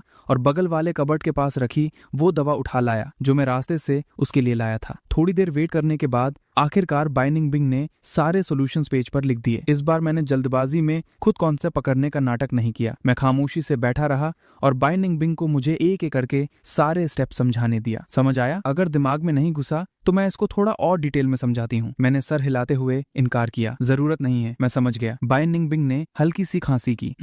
तो फिर तेरा और कोई काम है यहाँ? इसका साफ और सीधा मतलब यही था। काम हो गया ना, अब तू बाहर क्यों नहीं निकल रहा? मैं उसकी इस बात का असली मतलब समझ गया और मन ही मन उस पर हंसने लगा कि अगर ये लड़की इतनी खूबसूरत नहीं होती तो इस औकात तोड़ने वाले नखरे और एटीट्यूड के चलते ये पूरी जिंदगी सिंगल ही मरती। मैंने मुंह खोलकर बोला, हाँ, एक और बड़ा जरूरी काम बचा है। जरूरी काम? बाई निंगबिंग के तो पल्ले नहीं पड़ा कि अब क्या भौकाल बचा है। उसने ये सोचा ही था कि मैंने उसकी तरफ झुककर तुरंत उसका हाथ अपने हाथों में पकड़ लिया। उस एक सेकंड के लिए बाई निंगबिंग के दिल की धड़कन जैसे रुक सी गई थी और उसकी आवाज एकदम टाइट हो गई। ये क्या कर रहा है तू? मैंने उसके उस सूजे हुए लेफ्ट हैंड को अपनी तरफ खींचा और अपने राइट हाथ में पकड़ी दवा की बोतल को हिलाया। तेरे हाथ पर दवाई स्प्रे करने लगा हूँ। तूने अभी तक यूज नहीं की ना? ओह, तो ये बस दवाई लगा रहा था। बाई निंगबिंग ने थोड़ी राहत की सांस ली। मैं देख रहा था कि वो बिना बात के काफी ज्यादा डर और टेंस फील कर रही थी। मैं जानबूझकर थोड़ा और उसके करीब गया और मेरी मुस्कान बड़ी होती चली गई। तुझे क्या लगा मैं तेरे साथ अकेले में क्या करने वाला हूँ? मेरे चेहरे पर उस हैंडसम और फ्लर्टी मुस्कान को देकर बाई निंगबिंग की धड़कनें सीधा अपनी आखिरी लिमिट तक पहुंच गई। इसको अंदाजा भी नहीं है कि ये हंसते हुए कितना आफत लगता है। इस डर से कि कहीं मैं उसके जोर जोर से धड़कते दिल की आवाज न सुन लूं, बाई निंगबिंग ने अपने चेहरे पर तुरंत अपनी सड़ी हुई कोल्ड लुक वापस लाई और थोड़ा पीछे खिसक गई। मैं अपना हाथ खुद ठीक कर लूंगी। मैंने उसकी इस फालतू की जिद को भाव नहीं दिया। अगर तुझे खुद से लगाना आता तो आज पूरा दिन निकलने के बाद अब तक तू लगा चुकी होती। बाई निंगबिंग ने अपने उन बर्फीले और खतरनाक निगाहों से घूरकर मेरी तरफ देखा। आमतौर पर जब वो किसी की औकात नापने के लिए ऐसी लुक देती थी तो सामने वाले वैसे ही घुटने टेक देते थे, लेकिन आज उसका ये मैजिक फेल था क्योंकि उसे बस मेरा सर दिखाई दे रहा था। मैं अपना सर झुकाए उसकी उंगलियों पर दवा स्प्रे कर रहा था और फिर बहुत ही हल्के हल्के और पूरे प्यार से उसके सूजे हुए हिस्से की मालिश करने लगा। बाई निंगबिंग ये नया रूप देकर इतनी ज्यादा सदमे में थी कि उसके मुंह से एक शब्द नहीं निकल रहा था। जब उसके दिमाग में एक वक्त पर 100 सवाल घूम रहे थे और दिल रोलर कोस्टर की तरह भाग रहा था, ठीक उसी लम्हे मैंने अचानक उसका हाथ छोड़ दिया। लो, हो गया। गुर्र गुर्र। सन्नाटे के बीच बाई निंगबिंग के पेट से अचानक बहुत अजीब से टाइम पर भूख के गुरगुराने की आवाज आई। वो वही जम गई और उसका चेहरा तुरंत कान तक शर्म से लाल हो गया। वो पूरी तरह से पानी पानी हो गई थी, पर उसने अपना मुंह नहीं खोला। वो बस अपने इस बेकार और एम्बैरेसिंग मोमेंट को अपने फेक एटीट्यूड वाले ठंडे एक्सप्रेशन के पीछे छुपाने की नाकाम कोशिश कर रही थी। मेरी छोटी सी हंसी छूट गई। तुझे भूख लगी है क्या? बाई निंगबिंग ने अपनी शक्ल और टाइट कर ली, जैसे उसे मेरी बात से कितनी इरिटेशन हो रही हो, और बड़ी शांति से अपने बालों पर हाथ फेरते हुए बोली, मैं डाइट पर हूँ। ओ अच्छा, ठीक है, मैं चलता हूँ अपने रूम। मैं उठा और सीधा उसके कमरे से बाहर निकल गया। मैंने एक सेकंड मुड़कर उसे वापस देखा भी नहीं, जैसे मुझे वहां रुकने में जरा भी दिलचस्पी ना हो। मेरे जाने के बाद बाई निंगबिंग अपनी उसी लकड़ी जैसी एक्सप्रेशनलेस फेस के साथ बैठी रही और चुपचाप अपनी खूबसूरत लंबी उंगलियों से अपना पेट दबा लिया। भूख से मेरी जान निकल रही है, पर अब मैंने इसके सामने डाइट की इतनी बड़ी बड़ी बातें फेंक दी हैं, तो चाहे मैं आज रात भूख से तड़प कर क्यों ना मर जाऊं, पर मैं लियू आंटी से रात का नाश्ता बनाने को जिंदगी में नहीं बोलूंगी। उधर दूसरी तरफ मैं बाई निंगबिंग के रूम से बाहर निकलकर सीधा अपर फ्लोर पर चला गया था। अपनी पिछली जिंदगी में इस बाई निंगबिंग को पटाने के लिए मैंने क्या क्या मसाले और पापड़ नहीं बेले थे। किसी का दिल जीतना है तो उसके पेट को पहले टारगेट करो। मैंने इस रूल पर भी मास्टर डिग्री हासिल की थी। मेरे कुकिंग स्किल्स किसी होटल के मास्टर शेफ से कम नहीं थे। मैं एक नॉर्मल नूडल्स को भी ऐसी रॉयल डिश बना सकता था कि अमीरजादों की भी उसको अफोर्ड करने की औकात ना हो। किस्मत अच्छी थी कि फ्रिज में इंग्रेडिएंट्स की कोई कमी नहीं थी। मैंने बड़े आराम से और फुल जज्बात डालकर एक मस्त, मसालेदार और दिमाग हिला देने वाली नूडल्स तैयार की। ऊपर से फ्रेश हरी प्याज डाली। सिर्फ इस नूडल्स का सूप बेस बनाने के लिए मैं चूल्हे के सामने पूरा 1 घंटा खड़ा रहा था। भले ही देखने में वो काफी बेसिक लग रहा था, पर उसकी महक सीधा आत्मा में उतरकर किसी की भी भूख का भौकाल जगा सकती थी। जब बाई निंगबिंग ने अपने दरवाजे पर दस्तक सुनी तो उसे ये खतरनाक महक पहले ही आ चुकी थी। उसकी आंखों में एक सडन हलचल हुई। उसके दिमाग में एक डाउट सा आया और जैसे ही उसने दरवाजा खोला, उसका वो डाउट सच्चाई में बदल गया। बाहर सच में मैं ही खड़ा था। मैं दरवाजे की चौखट पर खड़ा था। मेरे दोनों हाथों में एक जबरदस्त नूडल्स का बड़ा बाउल था। मैंने उसको देखकर बिल्कुल नेचुरल मुस्कुराया और बोला, खाएगी? मैंने कोई फालतू की एक्सप्लेनेशन नहीं दी, बस ये एक डायरेक्ट और सिंपल सवाल पूछा। पर यहाँ प्रॉब्लम ये थी कि इस नखरेबाज महारानी ने अभी कुछ देर पहले ही डाइट का ड्रामा खेला था, तो अब वो अपनी औकात गिराकर हाँ कैसे बोल सकती थी। जैसे ही वो इनकार करने वाली थी, मैंने वो गरम बाउल सीधा उसकी नाक के आगे लाकर टिका दिया। ये नूडल्स बनाने में मैंने अपनी मेहनत का पूरा 1 घंटा फूंक दिया है। मिस सू, बस थोड़ी सी रहम खा लो और इसे चक्कर मेरी इज्जत बचा लो। मैंने अपना मूव एक ही झटके में चल दिया था। उसके पास नखरे दिखाने या भाव खाने का एक्सक्यूज मैंने पहले ही खत्म कर दिया था। बाई निंगबिंग को लगा कि अगर उसने अभी भी इनकार किया तो वो हद से ज्यादा एहसान फरामोश लगने लगेगी। उसने चुपचाप बिना आवाज किए उस बाउल को अपने हाथ में लिया। मुझे तो ऐसा लग रहा है तू जानबूझकर मेरी डाइट खराब करने पे तुला है। पर जैसे ही वो मुड़ी, उसके होठों पर आई वो हंसी ने बता दिया कि वो अंदर से झूम रही थी। उसको अभी भी इतना नखरा दिखाता देखकर मुझे इरिटेशन भी हुई और हंसी भी आई। तो मैंने गेम और स्ट्रॉन्ग करने के लिए उसकी तारीफों के पुल बांधने शुरू किए। वैसे सच बताऊं तो तुझे किसी डाइट की जरूरत ही नहीं है। तेरा फिगर पहले ही इतना कातिलाना है, तू फालतू में डाइट क्यों कर रही है? अपनी लाइफ में पहली बार जिस लड़के पर दिल आया हो, उसके मुंह से अपने फिगर की तारीफ सुनकर बाई निंगबिंग के कान एकदम अलर्ट हो गए थे। पर उसने अपनी अकड़ मेंटेन करते हुए बोली, इसको परस्यूट ऑफ परफेक्शन कहते हैं, तू नहीं समझेगा। ये बोलकर उसने नूडल्स का एक स्पून मुंह में डाला। बाहर से देखने में ये नूडल्स काफी आम लग रहे थे, लेकिन इस डिश की पूरी आत्मा उस सफेद और गाढ़े सूप के अंदर छुपी थी। बाई निंगबिंग ने जैसे ही पहला स्पून ट्राई किया, उसकी आंखें अचानक से चमक उठीं। हर एक लंबा नूडल उस गाढ़े मसालेदार ग्रेवी से पूरा कवर था। एक बाइट लेते ही उस गजब के टेस्ट का भौकाल उसके मुंह में फट पड़ा। ये कहना गलत नहीं होगा कि ये बाई निंगबिंग की लाइफ की सबसे बेस्ट नूडल्स थी। ये सच में तूने बनाया है? उसको अभी भी यकीन नहीं हो रहा था। मैंने आराम से हाथ फैलाए। तो फिर किसका जादू है? बोल, टेस्ट में कैसा लगा? बाई निंगबिंग अब झूठ बोलकर इस डिश की बेइज्जती नहीं कर सकती थी। उसने अपना सर थोड़ा नीचे किया और की आवाज निकाली, और देखते ही देखते 2 से 3 मिनट के अंदर पूरा कटोरा चट कर दिया। सूप की एक बूंद तक नहीं छोड़ी। अब जब मेरा बनाया इतना मस्त खाना खा ही लिया था, तो अब उसके अंदर नखरे दिखाने की औकात कहाँ बची थी? बाई निंगबिंग ने थोड़ा साइडवेज मेरी तरफ देखा और बोली, थैंक्स। जब उसकी नजरें मेरी उस किलर मुस्कान पर पड़ी तो बाई निंगबिंग के दिल की धड़कन फिर से आउट ऑफ कंट्रोल हो गई। उसके आगे पीछे घूमने वाले लड़कों की कमी नहीं थी, लेकिन इतनी छोटी छोटी चीजों का डीपली ध्यान रखने वाला मैं अकेला और सबसे पहला था। और ऊपर से मैंने कितनी परफेक्टली उसकी झूठी ईगो और नखरों की इज्जत भी बचाई थी। दोस्ती में थैंक्स की जरूरत नहीं, ये तो बस तेरे सवाल समझाने का एक छोटा सा रिटर्न फेवर था। ओह, तो ये सिर्फ एक रिटर्न फेवर था? एक ही सेकंड में बाई निंगबिंग का चेहरा उतर गया। मैंने उसके दिमाग के साथ खेलकर उसे पूरी तरह फिदा कर दिया था, उसके दिल में भौकाल मचा दिया था, और फिर आराम से अपने कपड़े झाड़ते हुए वहां से बिल्कुल ऐसे निकल लिया जैसे कुछ हुआ ही न हो। अगले दिन सुबह उठने के बाद बाई निंगबिंग ने जल्दी जल्दी अपना नाश्ता निपटाया और स्कूल के लिए निकलने लगी। उसका वही पुराना नखरे वाला रूटीन था। ड्राइवर मुझे ड्रॉप करेगा और वो खुद आराम से अपनी साइकिल पर आएगी। मैंने उसे पीछे से आवाज लगाई, रुक जरा, क्या हुआ? उसने पलटकर काफी अलर्ट वाली नजर से मुझे देखा। मैंने अपनी आग लगाने वाली स्माइल दी। बाई निंगबिंग, तेरी साइकिल के पीछे एक सीट है जहाँ कोई बैठ सकता है, तो क्या आज मैं तुझे साइकिल पर बैठाकर स्कूल ले चलूं? मेरी इतनी सॉफ्ट आवाज और ये बैड एस स्माइल सीधा बाई निंगबिंग के दिल को चीर गई। वो अंदर ही अंदर मान चुकी थी कि इस हैंडसम चेहरे के सामने उसके मुंह से इनकार निकलना नामुमकिन था, तो उसने मजबूरी में हाँ बोल दिया। जब मैं साइकिल चला रहा था और वो मेरे पीछे बैठकर स्कूल जा रही थी, बाई निंगबिंग का दिमाग समझ नहीं पा रहा था। मैंने तो कसम खाई थी कि इससे दूर रहूंगी, तो फिर हम लगातार इतने करीब कैसे आते जा रहे हैं? पूरे रास्ते फुल स्पीड में साइकिल भगाने के बाद हम आखिरकार क्लास की बेल बजने से ठीक पहले क्लासरूम में पहुंच ही गए और क्लास टीचर से कूट खाने की बेइज्जती से बच गए। ब्रेक के टाइम जब मैं वॉशरूम गया हुआ था, बाई निंगबिंग अपनी डेस्क पर सर रखकर सो रही थी। तभी उसे कुछ लौंडों की आवाजें सुनाई दी जो मेरे पीठ पीछे बकवास कर रहे थे। कुछ लड़कों का झुंड आपस में जल भुन रहा था और उनकी चुगली इस बात पर चल रही थी कि मैं आजकल उसके इतना करीब कैसे हो गया हूँ। ये बकवास सुनते ही बाई निंगबिंग अचानक अपनी सीट से खड़ी हो गई और सीधा उन लौंडों के पास पहुंच गई। बाई निंगबिंग पूरे ग्रेड की नंबर 1 टॉपर थी। ऊपर से इतनी खूबसूरत और अमीर बाप की औलाद थी। स्कूल के आधे से ज्यादा लड़के उस पर लट्टू थे और उसके आगे पीछे घूमते थे। जैसे ही उन छपरी लड़कों ने उसे अपनी तरफ आते देखा तो मेरी बेइज्जती करने वालों की बोलती एकदम बंद हो गई। वो थोड़े डरे हुए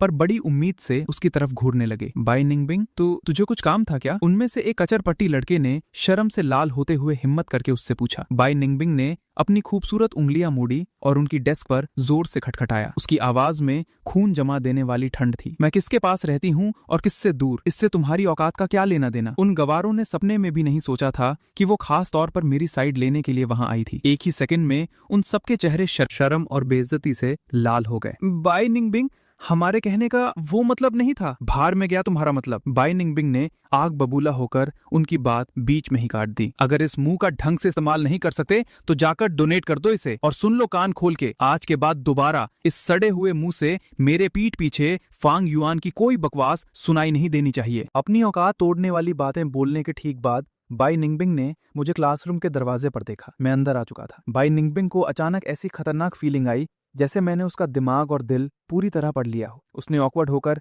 हल्की सी खांसी की और लंबे कदम उठाते हुए तेजी से आगे बढ़ने लगी। जब वो मेरे पास से गुजरी, उसने अपना खूबसूरत चेहरा एकदम नखरे में रखते हुए कहा, साइड हट, मैं वॉशरूम जा रही हूँ। मैं थोड़ा साइड हट गया ताकि वो निकल सके। बाई निंगबिंग ने जैसे ही कुछ कदम आगे बढ़ाए, मेरी आवाज पीछे से आई, थैंक यू बाई निंगबिंग। ये सुनकर बाई निंगबिंग की चलने की स्पीड और तेज हो गई, क्योंकि बाई निंगबिंग ने मेरा स्टैंड लिया था। मेरा मूड इतना मस्त था कि वो बोरिंग मैथ की बुक भी मुझे आज बड़ी खूबसूरत लग रही थी। सू वानरो ने देखा कि मेरे होठों पर लगातार एक स्माइल है, तो वो पीछे घूमकर मुझसे बोली, फांग युआन, क्या तू आज रात को फ्री है? मुझे समझ नहीं आया कि सू वानरो इतनी लफंगी तरह से क्यों हंस रही थी, पर जितना मैं सू वानरो को जानता था उतना पता था कि ये दिमाग में जरूर कोई ना कोई खिचड़ी पका रही है। क्या काम है? मैंने पूछा। आज फ्राइडे है और कल छुट्टी है। अगर कोई लफड़ा नहीं हुआ तो हाँ, आज रात में फ्री हूँ। सू वानरो मेरे पास आई और मेरे कान में धीमी आवाज में बोली, वो क्या है ना, बिंग दीदी की आज रात किसी के साथ कार रेसिंग है। अगर टाइम है तो तुझे वहां का भौकाल दिखाती हूँ, चलेगा? Car racing? मेरा माथा ठनक गया। पिछली जिंदगी में बाई निंगबिंग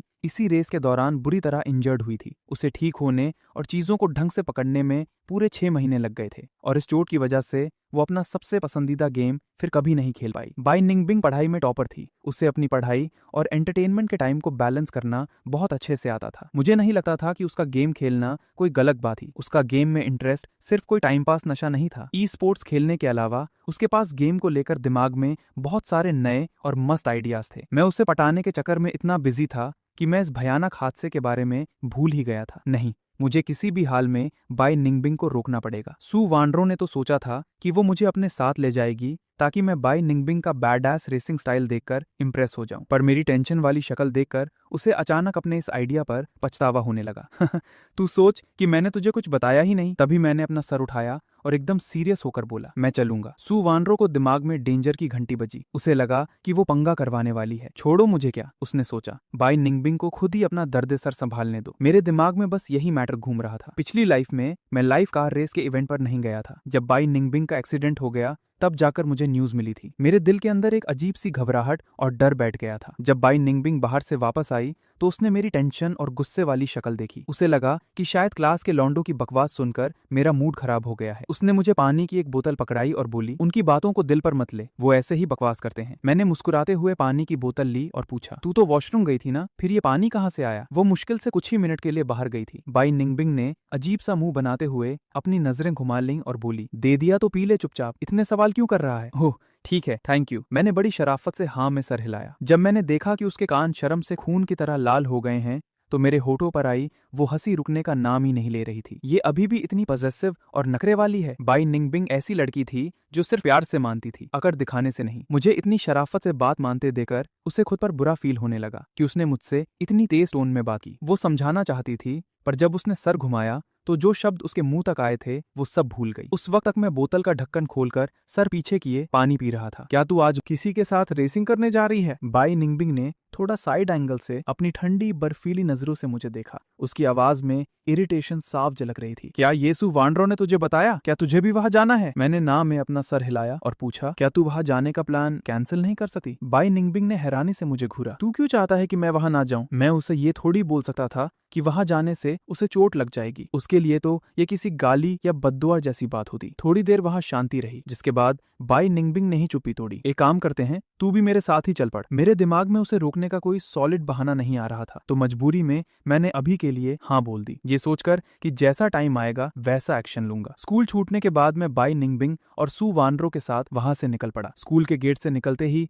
हमने सीधा रेस के ग्राउंड के लिए एक कैब पकड़ ली। रेस की जगह यूएमिंग माउंटेन पर थी। वहां पहाड़ के चारों तरफ एकदम भयानक और घुमावदार सड़ी हुई रोड थी। यहाँ पर रेस करना बिना किसी शक के सीधा मौत के मुंह में गाड़ी डालने जैसा खतरनाक था। पहाड़ के आधे रास्ते पहुंचते ही हमने देखा कि रोड के किनारे अजीबो गरीब कपड़े पहने हुए लड़कियों का एक झुंड खड़ा था। उन लड़कियों के हाथ में चीयर करने वाली हवा भरी हुई स्टिक्स थीं। उन लड़कियों के ठीक सामने कुछ स्पोर्ट्स कार्स खड़ी थीं। एक कार के हुड पर एक आदमी टेक लगाए खड़ा था, जिसके दोनों बाजुओं पर टैटू छपे हुए थे। देखने में वो ज्यादा बड़ा नहीं लग रहा था, शायद 20-22 साल का होगा। ये कोई ऑफिशियल आर्म रेस नहीं थी, तो जाहिर सी बात है कि वहां यूज होने वाली कार्स भी लीगल रेसिंग कार्स नहीं थी। गु किंगहान और मू वानिंग वहां पहले से ही हमारा इंतजार कर रही थी। बाई निंगबिंग को गाड़ी से उतरते देख उन्होंने हाथ हिलाया और पुकारा, बिंग दीदी। कार के हुड पर टिके उस टैटू वाले लौंडे ने एक एकदम घटिया और चिड़न भरी हंसी दिखाई। मिनियांग क्लब के कचरे। जैसे ही मैंने उस लुखे को देखा, मेरे अंदर की घबराहट अपनी आखिरी लिमिट पर पहुंच गई और मुझे अचानक से समझ आ गया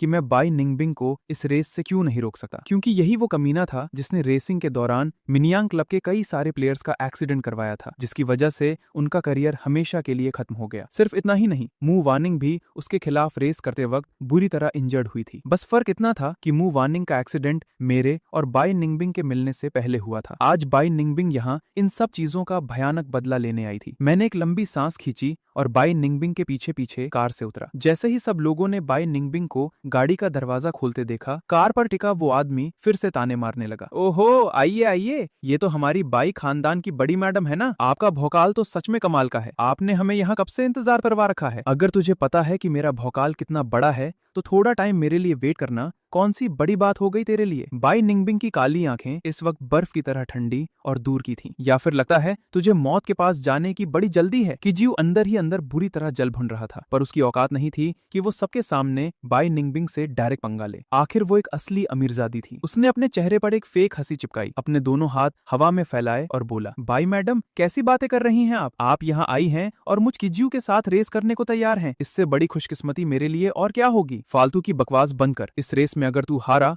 तो तू हमेशा के लिए इस रेसिंग की दुनिया से बाहर निकल जाएगा। किज्जू को उसकी बेइज्जती से घंटा फट नहीं पड़ा। उसने हाथ खोले और हंसते हुए बोला, असली मर्द अपनी जुबान से नहीं पलटते। जब वो पलटा तो उसने मेरी तरफ एक बहुत ही घटिया और तीखी नजर डाली, जिसके बदले में मैंने उसको अपनी एकदम परफेक्ट स्माइल चिपका दी। इस कमीने का तो मुंह तोड़ने का मन कर रहा है मेरा, बस पता नहीं कि इसमें कूट खाने की औकात है या नहीं। बाई निंगबिंग ने सर घुमाया तो उसने एग्जैक्टली मुझे हंसते हुए देख लिया। उसकी भौहें गुस्से में बन गईं। तू ये किसी नल्ले आशिक की तरह हर किसी को इतनी मस्त हंसी क्यों दिखाने लगता है। ये किज्जू का दिमाग बहुत खतरनाक है, ध्यान रखना कहीं ये तेरे साथ कोई गेम ना खेल जाए। उसकी टोन काफी गुस्से वाली थी, पर उसमें छिपी हुई मेरे लिए फिक्र साफ नजर आ रही थी। मैंने आंखें छोटी करके उसे एक प्यारी सी स्माइल दी। जब तू मेरे साथ है तो किसी बाप की हिम्मत जो मुझे कुछ बोल दे। बाई निंगबिंग मेरी आंखों में अपने लिए इतना भरोसा देकर अंदर ही अंदर बहुत खुश हो गई। फिर उसने हल्के से खांसी की और एटीट्यूड में आकर बोली, बात तो तेरी सही है, मैं बाई निंगबिंग जिसके ऊपर अपना हाथ रख दूं किसी कुत्ते की औकात नहीं कि उसे छू भी सके, वरना उसकी जान ले लूंगी मैं। वैसे भी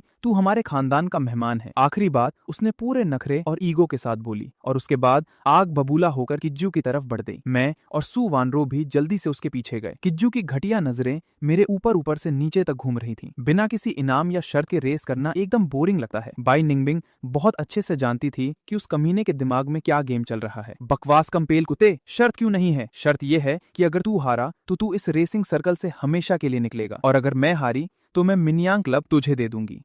भाई मैडम इतना गुस्सा क्यों हो रही हैं? मैं तो बस ये कह रहा था कि ये शर्त थोड़ी फीकी लग रही है। एक काम करते हैं। उसने एक बार फिर से घूमकर मेरी तरफ देखा। बाई निंगबिंग का चेहरा एकदम पत्थर जैसा हो गया था। तुझे रेस करनी है या नहीं? अगर टाइम पास करना है तो मैं निकलूं यहाँ से। मुझे लगा बाई निंगबिंग को रेस से रोकने का इससे बढ़िया चांस मुझे नहीं मिलने वाला। मैं बाई निंगबिंग के पीछे से निकलकर आगे आया और बोला, एक काम क्या करते हैं? किज्जू गाड़ी के हुड से सीधा खड़ा हुआ और अपने दोनों हाथ अपनी जेब में डाले। एक काम करते हैं, इसमें एक और शर्त जोड़ते हैं। ये बाई मैडम का छोटा बॉयफ्रेंड है ना? आज की इस रेस में हम एक डील करते हैं। अगर मैं हार गया तो मैं सिर्फ रेस सर्कल से बाहर नहीं जाऊंगा, बल्कि मैं फेयांग क्लब को मिस्सू के नाम कर दूंगा और उन सारे प्लेयर्स जिनके पैर टूटे थे उनके सामने सबके सामने हाथ जोड़कर माफी मांगूंगा। उन सारे बेचारे प्लेयर्स के पैर तोड़ने का मास्टरमाइंड ये किज्जू ही था। बाई निंगबिंग ने अपने गुस्से वाले चेहरे के साथ कहा, हाँ, तेरी औकात कैसे हुई ये सब सोचने की? तेरे उस कचरे जैसे फेयांग क्लब में मुझे रति भर का इंटरेस्ट नहीं है। अब बता, रेस होगी या नहीं? बाई निंगबिंग के मुंह से ये आखिरी शब्द निकलने से पहले ही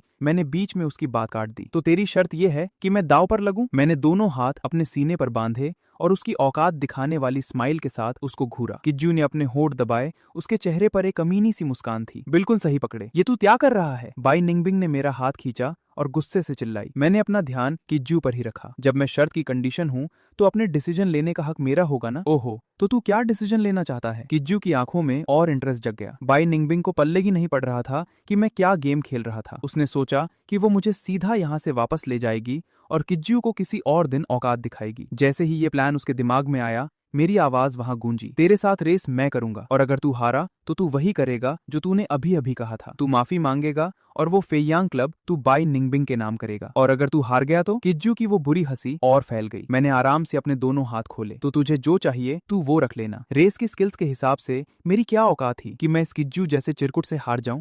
पिछली जिंदगी में मैंने इस भिखमंगे को ऐसी गंदी तरह कितनी बार हराया था मुझे गिनती भी याद नहीं। और बैकग्राउंड और पावर के मामले में भी हमारा मुकाबला मजाक था। बहुत बढ़िया, आज तेरे साथ ट्रैक पर मैं उतरूंगा। बाई निंगबिंग, सू वानरो और सब लोग मेरा ये भौकाल देकर पूरी तरह से शौक में घूर रहे थे। मेरी बातें सुनकर बाई निंगबिंग के सर से गुस्से के कारण धुआं निकलने लगा था। उसने एक झटके में मेरा हाथ पकड़कर मुझे अपने आगे खींचा। तेरे दिमाग का स्क्रू ढीला हो गया है क्या? ये कैसी फालतू शर्त लगा रहा है? तेरा इस सब लफड़े से लेना देना क्या है? और ऊपर से तू बोल रहा है कि उसे जो चाहिए तू देगा। तेरा दिमाग सड़क पर छोड़ाया है क्या? तुझे अंदाजा भी है वो कुत्ता क्या मांग सकता है जो तूने ऐसे ही अपना मुंह खोल के ठेका ले लिया? वो गुस्से में थी, असली वाला गुस्सा जिसमें जान ले ले। मैंने घबराकर फौरन बताया, अरे रिलैक्स, चिल कर, मेरी ड्राइविंग एकदम टॉप लेवल की है। मेरे भाई ने मुझे एक एक मूव सिखाया हुआ है। बाई निंगबिंग को लगा कि मैं अभी नया नया ड्राइविंग सीखकर फालतू का चौंडा बनने की कोशिश कर रहा हूँ। उसने अपनी आग जैसी इरिटेशन को दबाने की कोशिश की और भारी आवाज में बोली, इस लफड़े से तेरा कोई लेना देना नहीं है फांग युआन। बेहतर यही होगा कि तू बीच में टांग मत अड़ा। ये किज्यू बहुत ही कमीना किस्म का इंसान है। मैं किसी हाल में नहीं चाहती कि तुझे रेस के दौरान खरोंच भी आए। सबके सामने इतनी बेइज्जती के साथ कमीना का टैग सुनकर किज्यू का चेहरा एकदम उतर गया था और उसकी बोलती बंद हो गई। भाई वो था कमीना, पर उसके मुंह पर सीधा बोल देना थोड़ा ज्यादा औकात दिखाना हो गया था। ऐसा लग रहा था जैसे वो जानती थी कि ये चूहा उसके सामने कुछ उखाड़ नहीं सकता और ना ही पीठ पीछे उससे भिड़ने का दम रखता है। बाई मैडम, आप ऐसी बातें बोलकर मुझे बुरी तरह से बदनाम कर रही हैं। आपके यहाँ होते हुए मेरी क्या हिम्मत कि मैं आपके छोटे से बॉयफ्रेंड को कुछ बोलूं या करूं? अपना मुंह बंद रख। बाई निंगबिंग बुरी तरह चिल्लाई। जितना ज्यादा बाई निंगबिंग के दिमाग की नस फट रही थी, मैं उतना ही अंदर खुश होकर पार्टी कर रहा था, क्योंकि उसका गुस्सा दिखा रहा था कि उसे मेरी फिक्र कितनी ज्यादा है। मैंने उसके गुस्से को ठंडा करने के लिए आराम से उसके हाथ पर थपथपाया। तो फिर तू एक काम कर सकती है, तू इस कमीने के साथ रेस मत कर। बाई निंगबिंग एक सेकंड के लिए वही फ्रीज हो गई, फिर बोली, नहीं, ये किज्यू बिल्कुल किसी चिपकू बीमारी जैसा था जिसको हटाना मुश्किल था। पर उसकी एक औकात वाली बात थी कि वो अपनी लगाई शर्तों और प्रॉमिस का पक्का था। अगर वो एक बार हार गया तो वो दोबारा मुड़कर मिनियांग क्लब के प्लेयर्स को तंग करने की हिम्मत नहीं करेगा। बाई निंगबिंग की खामोशी में साफ दिख रहा था कि वो एग्जैक्टली यही सोच रही है। मेरे होठों पर एक कमीनी सी स्माइल आ गई। टेंशन फ्री रहे बाई निंगबिंग। बाई निंगबिंग का दिमाग चकरा गया था कि आखिर चल क्या रहा है। तेरा इस लफड़े से क्या लेना देना है? तू क्यों उसके साथ रेस करने पर तुला हुआ है? क्योंकि अगर मैं उसके साथ रेस नहीं करूंगा तो तू करेगी। मैंने मुस्कुराते हुए अपने बगल वाली कार का दरवाजा खोला और अंदर बैठ गया और पीछे बाई निंगबिंग के दिल पर सीधा वार करने वाली एक बात छोड़ दी। मैं नहीं चाहता कि तुझे चोट लगे। असलियत ये थी कि मेरी ड्राइविंग स्किल्स इस वक्त की बाई निंगबिंग से कहीं ज्यादा खतरनाक और एडवांस थी। किसी भी इमरजेंसी या लाइफ एंड डेथ सिचुएशन में मैं बाय निंगबिंग से कहीं ज्यादा बेहतर तरीके से मैटर हैंडल कर सकता था। मैं नहीं चाहता कि तुझे चोट लगे। ये लाइन हवा के साथ बहकर सीधा बाय निंगबिंग के दिल में उतर गई। वो और बाकी सब हैरानी से मुझे घूर रहे थे, जो अभी अभी गाड़ी में बैठा था। बाय निंगबिंग ने अपनी पूरी जिंदगी में, शायद इसलिए क्योंकि वो बचपन से ही हर चीज बहुत परफेक्ट और कंट्रोल में करती आई थी, चाहे उसके माँ बाप हों या उसके दोस्त। इस रेस में भले ही सबको पता था कि ये किजियो कितना बड़ा कमीना और धोखेबाज है, फिर भी किसी ने उसकी सेफ्टी की टेंशन नहीं ली थी, क्योंकि सबको उसकी औकात और काबिलियत पर हद से ज्यादा भरोसा था। पर अचानक एक लड़का सामने आकर एकदम सीरियस होकर उससे बोलता है कि वो नहीं चाहता कि उसे चोट लगे। ये सिर्फ हवा में मारी हुई फालतू बातें नहीं थी, ये उन दोगले लोगों की झूठी फिक्र से बिल्कुल अलग था। मैंने अपने एक्शन से सीधा प्रूफ दे दिया था कि मैं वाकई में नहीं चाहता था कि उसे एक खरोच भी आए। उसके दिल की धड़कन, जो हमेशा आउट ऑफ कंट्रोल रहती थी, वो अचानक से एकदम शांत हो गई। उसकी आंखें बिना पलकें झपकाए बस मुझे ही घूर रही थीं। अचानक बाय निंगबिंग ने अपने दिमाग में एक डिसीजन लिया। उसने कार का दरवाजा खींचा और बिना एक सेकंड सोचे को पायलट सीट पर आकर बैठ गई। उसने अपनी सीट बेल्ट बांधी। मैं थोड़ा शॉक हुआ उसे देखकर, पर फिर मेरी हंसी छूट गई। जैसी तेरी मर्जी। मेरी उस मुस्कान में एक अजीब सा प्यार और थोड़ी मजबूरी थी। बाय निंगबिंग को लगा कि शायद उसने मुझे गलत समझ लिया था। उसका खूबसूरत चेहरा शर्म से लाल हो गया। अपनी इस अजीब सी घबराहट और शर्म को छुपाने के लिए बाय निंगबिंग ने पलटकर इस सारे लफड़े की जड़ उस किजियो पर पूरी ताकत से चिल्लाया, तुझे रेस करनी है या नहीं? जल्दी आकर गाड़ी में बैठ। किजियो को यह बात बिल्कुल हजम नहीं हुई कि बाय निंगबिंग ने इतने सारे लोगों के सामने उसकी इस तरह से औकात दिखा दी। उसने एक बहुत ही घटिया और ठंडी हंसी दी। आ रहा हूं। रेस को फेयर रखने के लिए मेरी और किजियो की कार एकदम सेम मॉडल की थी। दोनों की दोनों कन्वर्टिबल स्पोर्ट्स कार्स थी। जैसे ही वो नीला झंडा हवा से जमीन पर गिरा, मेरी गाड़ी किसी छूटे हुए तीर की तरह सूश आवाज के साथ आगे निकल गई। मेरा रिएक्शन स्पीड उस लुखे किजियो से कहीं ज्यादा खतरनाक था। ट्रैक के साइड में खड़ी सू वान रॉ फटी की फटी आंखों से उस लाल स्पोर्ट्स कार को आगे भागते हुए देख रही थी। मू वानिंग और गू किंगहान के भी होश उड़े हुए थे। जब उन्होंने मुझे बाय निंगबिंग की जगह रेस करते देखा तो उन्होंने ज्यादा कुछ नहीं बोला था, पर अंदर ही अंदर वो मान चुकी थी कि ये मैच मैं पक्का हारने वाला हूँ। पर किसी ने सपने में भी नहीं सोचा था कि मैं किजियो से 1% भी पीछे नहीं था। ये तो वही बात हो गई कि नया खिलाड़ी मौत से नहीं डरता। पर इस वक्त सबसे ज्यादा सदमे में अगर कोई था तो वो मेरी बगल वाली सीट पर बैठी बाय निंगबिंग थी। जब वो अपने उस शौक से बाहर आई तो उसने एकदम ब्लैंक और हैरान शक्ल बनाकर मेरी तरफ देखा। उसने देखा कि मेरा एक हाथ स्टीयरिंग व्हील पर था और दूसरा हाथ गियर शिफ्टर पर कस का टिका था। मेरा चेहरा एकदम शांत था, पर मेरी बॉडी की मूवमेंट और रिएक्शन एकदम बिजली जैसी तेज थी। गाड़ी इतनी भयानक स्पीड पर उड़ रही थी, लेकिन मेरे चेहरे पर डर का एक छोटा सा निशान भी नहीं था। वो हार जीत उतनी मैटर नहीं करती जब तक मैं यहाँ हूँ। किजियो की औकात नहीं कि वो तेरा कुछ उखाड़ सके। तू गाड़ी थोड़ी धीमी चला ले। इस वक्त बाय निंगबिंग एकदम किसी गांव वाले की तरह बिहेव कर रही थी जो पहली बार किसी स्पोर्ट्स कार में बैठा हो। उसे लग रहा था कि ये सब उसके दिमाग और औकात के बाहर की चीज हो रही थी। ये सब देखकर वो खुद को बहुत इग्नोरेंट महसूस कर रही थी। कोई तो बताओ उसे, ये आम सा दिखने वाला शांत और पढ़ाकू लड़का ड्राइविंग सीट पर आकर इतना भौकाली और बड़ास कैसे बन गया? गाड़ी की स्पीड से आती हवा इतनी तेज थी कि लग रहा था चेहरे की खाल ही उड़ जाएगी। किजियो पूरी कोशिश के बाद भी मुझे ओवरटेक नहीं कर पा रहा था, क्योंकि मैं पूरी तरह से उसके आगे रास्ता ब्लॉक करके बैठा था। और स्पीड के मामले में भी मैं उससे बाप लेवल आगे था। अपने आगे उड़ती हुई मेरी गाड़ी को देखकर किजियो का चेहरा गुस्से और बेइज्जती से काला पड़ चुका था। धोखा हो गया। ये दोनों जरूर मिलकर मेरे साथ ड्रामा कर रहे थे और मुझे फंसाया है। इतनी खतरनाक ड्राइविंग स्किल्स होने के बावजूद मैं ऐसी मासूम शक्ल बनाकर घूम रहा था। गुस्से में आकर उसने पूरी ताकत से स्टीयरिंग व्हील पर हाथ मारा और जोर जोर से कार का हॉर्न बजाने लगा। मैंने रियर व्यू मिरर से किजियो की कार को बिल्कुल अपनी गाड़ी की दुम से चिपका हुआ देखा। मैं समझ गया था कि वो इस वक्त गुस्से में आग बबूला हो रहा होगा। मेरे होठों पर एक अमीनी और बैडस मुस्कान आ गई। जिस चीज का मुझे 100% कॉन्फिडेंस ना हो, उस चीज के लिए मैं भला बाय निंगबिंग की जगह रेस क्यों करता? मेरा असली मकसद यही था कि बाय निंगबिंग ठीक रहे, ये नहीं कि मैं उसके साथ बैठकर खुद भी किसी एक्सीडेंट का शिकार हो जाऊं। मेरी वो बैडस मुस्कान जब बाय निंगबिंग की नजरों में पड़ी, सच में बहुत कातिल थी। बाय निंगबिंग के दिल की धड़कन इस भयानक कार की स्पीड की वजह से तेज नहीं थी, बल्कि मेरी इस खतरनाक और बैडेस्ट स्माइल की वजह से उसके दिल में हजारों तितलियां उड़ने लगी थी। उसने बिना सोचे अपना हाथ अपने सीने पर रख लिया। तू थोड़ा ध्यान से चला, किजियो पीछे से कोई कमीनापन कर सकता है। उसकी आवाज डर के मारे थोड़ी दबी हुई थी और बोलते वक्त उसकी जुबान थोड़ी अटक रही थी। मैं जानता था कि वो मेरी फिक्र कर रही थी। मैंने आगे से नजर हटाकर 1 सेकंड के लिए उसे देखा और एक बहुत प्यारी स्माइल दी। टेंशन ना ले, बाहर इस खतरनाक मौत की रेस के कंपैरिजन में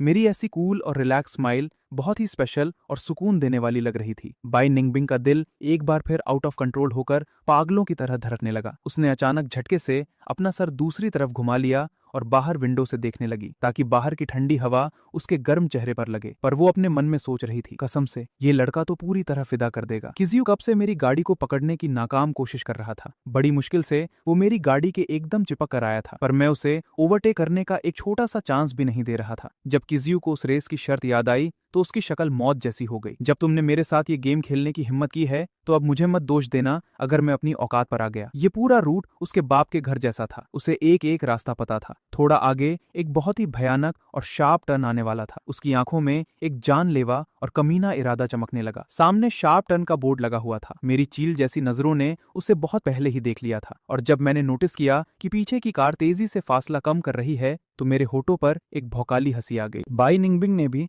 पीछे से चिपक कर आती किजियो की कार देखी और चिल्लाकर बोली, फांग युआन, टर्न आने वाला है, ध्यान से। किजियो को लगा था कि लोग टर्न पर आकर अपनी गाड़ी की स्पीड कम करते ही हैं, और इसी टेक्निक का फायदा उठाकर वो सीधा आगे आकर मेरी कार के पीछे बुरी तरह टक्कर मार देता। उसने तुरंत अपनी कार का एक्सेलरेटर और दबा दिया। आखिरकार किजियो के चेहरे पर एक शैतानी हंसी आ गई कि उसका प्लान सक्सेस हो गया। उसने सीधा पूरी स्पीड से मेरी कार के पिछले हिस्से पर टक्कर मारने की कोशिश की, लेकिन अचानक सामने वाली कार ने एकदम खतरनाक और परफेक्ट ड्रिफ्ट मारी और उसके टक्कर को मक्खन की तरह डोज कर दिया। मैंने टर्न पर गाड़ी की स्पीड रत्ती भर भी कम नहीं की थी, जिसके नतीजे में किजियो की गाड़ी अपना बैलेंस खो बैठी और सीधा साइड के पत्थरों पर जा ठुकी और उसकी गाड़ी का इंजन फुस होकर बंद हो गया। मेरी ये मौत को छूकर निकलने वाली ड्रिफ्ट इतनी बैडेस थी कि बाई निंगबिंग चिल्लाकर मेरी तारीफ करने से खुद को रोक नहीं पाई। मैंने रियर व्यू मिरर से किजियो की उस फटी हुई और बेइज्जत शक्ल को देखा और खुलकर जोर जोर से हंसने लगा। दूसरों की कब्र खोदने निकला था, खुद ही उसमें गिर गया। मेरी वो क्लियर और कॉन्फिडेंट हंसी में एक अजीब सा सुकून और टशन था। बाई निंगबिंग की आंखों में जो हैरानी थी वो धीरे धीरे नॉर्मल होने लगी। जब उसने साइड से मेरी प्रोफाइल को घूरा तो उसकी नजरों में एक नया और बिल्कुल अनजान इमोशन दिख रहा था, एकदम शांत, दिमाग वाला, हिम्मत वाला और टोटली फोकस्ड। इंजन बंद होने के बाद किजियो वही रोड पर किसी कचरे की तरह पीछे छूट गया था। रेस का फिनिश लाइन वही था जहां से हमने स्टार्ट किया था। फिनिश लाइन के बाहर खड़े सारे लोग अपनी गर्दन घुमा घुमा कर हमारा इंतजार कर रहे थे। जब वहां अचानक से एक लाल रंग की स्पोर्ट्स कार की एंट्री हुई तो सबके दिलों की धड़कन रुक गई, और जब उन्होंने आंखें फाड़कर उस कार का नंबर प्लेट देखा, पूरे ग्राउंड में पब्लिक खुशी से चिल्ला पड़ी। सू वानरॉ का जबड़ा जमीन को छू रहा था। भाई साहब, ये कैसे हो गया? जैसे ही मेरी गाड़ी वहां रुकी, मैं पूरी तरह से उन चिल्लाते हुए और चीयर करते हुए लोगों से घिर गया था। करीब 2 मिनट के भयानक इंतजार के बाद तब जाकर किजियो की कार नजर आई। किजियो की आंखों में इस वक्त सिर्फ और सिर्फ खून और बदला दिख रहा था। जब उसने रोड के किनारे खड़ी बाई निंगबिंग को देखा तो उसकी आंखें छोटी हो गईं। उसने तुरंत अपनी गाड़ी की स्पीड बढ़ाई और सीधा उसे उड़ाए। बच के! जब मैंने देखा कि किजियो की कार पूरी स्पीड से बाई निंगबिंग की तरफ भाग रही है तो मेरा दिल सीधा मेरे मुंह में आ गया। मैंने एक ही झटके में आगे बढ़कर उसका हाथ खींचा। इस झटके की वजह से उसके दांत उसके होठों पर लग गए और उस टक्कर से उसके होठों से खून निकल आया। पर उसके ठीक साइड में वहां उन चीयर लीडर लड़कियों की खाली बियर की बोतलें रखी हुई थीं, और वो बोतलें ठीक बाई निंगबिंग की कमर पर जाकर लगी। उसके मुंह से दर्द की एक आवाज निकली। ऐसा लगा जैसे उसकी जान ही निकल गई हो। तू ठीक तो है? बाई निंगबिंग ने एक हाथ अपनी कमर पर रखा हुआ था और दूसरे हाथ से उसने मेरे हाथ को कसकर पकड़ रखा था। जब उसने मेरे चेहरे पर ऐसी जान निकाल देने वाली फिक्र देखी तो दर्द में होते हुए भी बाई निंगबिंग ने मुस्कुराने की कोशिश की। तू खुद बता, कहीं ज्यादा चोट तो नहीं लगी ना? मैं ठीक हूँ। ठीक उसी वक्त मेरे पीछे कार के दरवाजे का जोर से बंद होने का साउंड आया, बैंग, और उसके बाद किजियो की वो आलसी और कमीनी आवाज सबके कानों में पड़ी। अरे सॉरी सॉरी मिस्सू,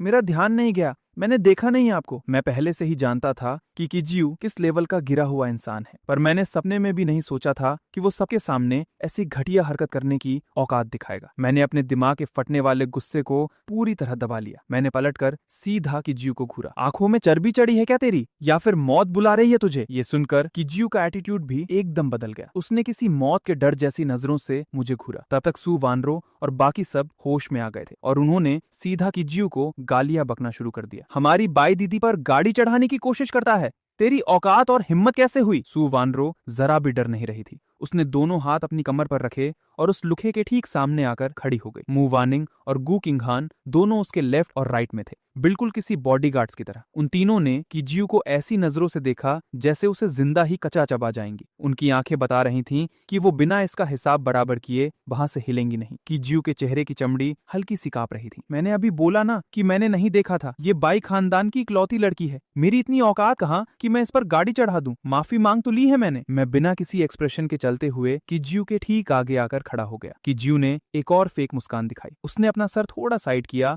और हंसते हुए मुझे ताने वाली लुक दी। अचानक मैंने अपना हाथ उठाया और एक जोर का मुक्का उसकी कमीनी शक्ल पर थोप दिया। मैंने उसका कॉलर गुस्से में खींचा और उसे हवा में उठाकर उसकी ही कार के दरवाजे पर पूरी ताकत से दे मारा और उसके कान के पास आकर मौत की आवाज में धमकी दी। मेरे साथ ये छोटी मोटी ट्रिक्स खेलने की कोशिश मत करना। तेरे सड़े हुए दिमाग में जो कूड़ा चल रहा है ना, वो मैं सब जानता हूँ। तेरी ये कुत्ते की मौत मैं खुद लिखूंगा। और ये दिमाग से निकाल दे कि बाई निंगबिंग तेरी बहन की एहसानमंद है, तो तू यहाँ भगवान बनकर कुछ भी उखाड़ लेगा। ये बात सुनते ही किजियो की आंखें बुरी तरह कांपने लगी। वो सालों से यहाँ पर इतना नंगा नाच इसलिए कर पा रहा था क्योंकि उसे पता था कि बाई निंगबिंग उसके बहन के एहसान के तले दबी हुई है। मैंने झटके से उस कचरे का कॉलर छोड़ दिया और अपने हाथ किसी गंदगी को छूने के बाद जैसे साफ करते हैं वैसे झाड़े। मेरे और किजियो के बीच में क्या बातें हुई थीं, किसी तीसरे इंसान ने नहीं सुनी थी, यहाँ तक कि सू वानरो और मू वानिंग ने भी नहीं। और उस वक्त बाई निंगबिंग को भी कुछ सुनाई नहीं दिया। रेस एंड हो चुकी थी। किजियो के पास शर्त मानने के अलावा कोई रास्ता नहीं था। उसने फेयांग क्लब सीधा बाई निंगबिंग के नाम कर दिया और उसी वक्त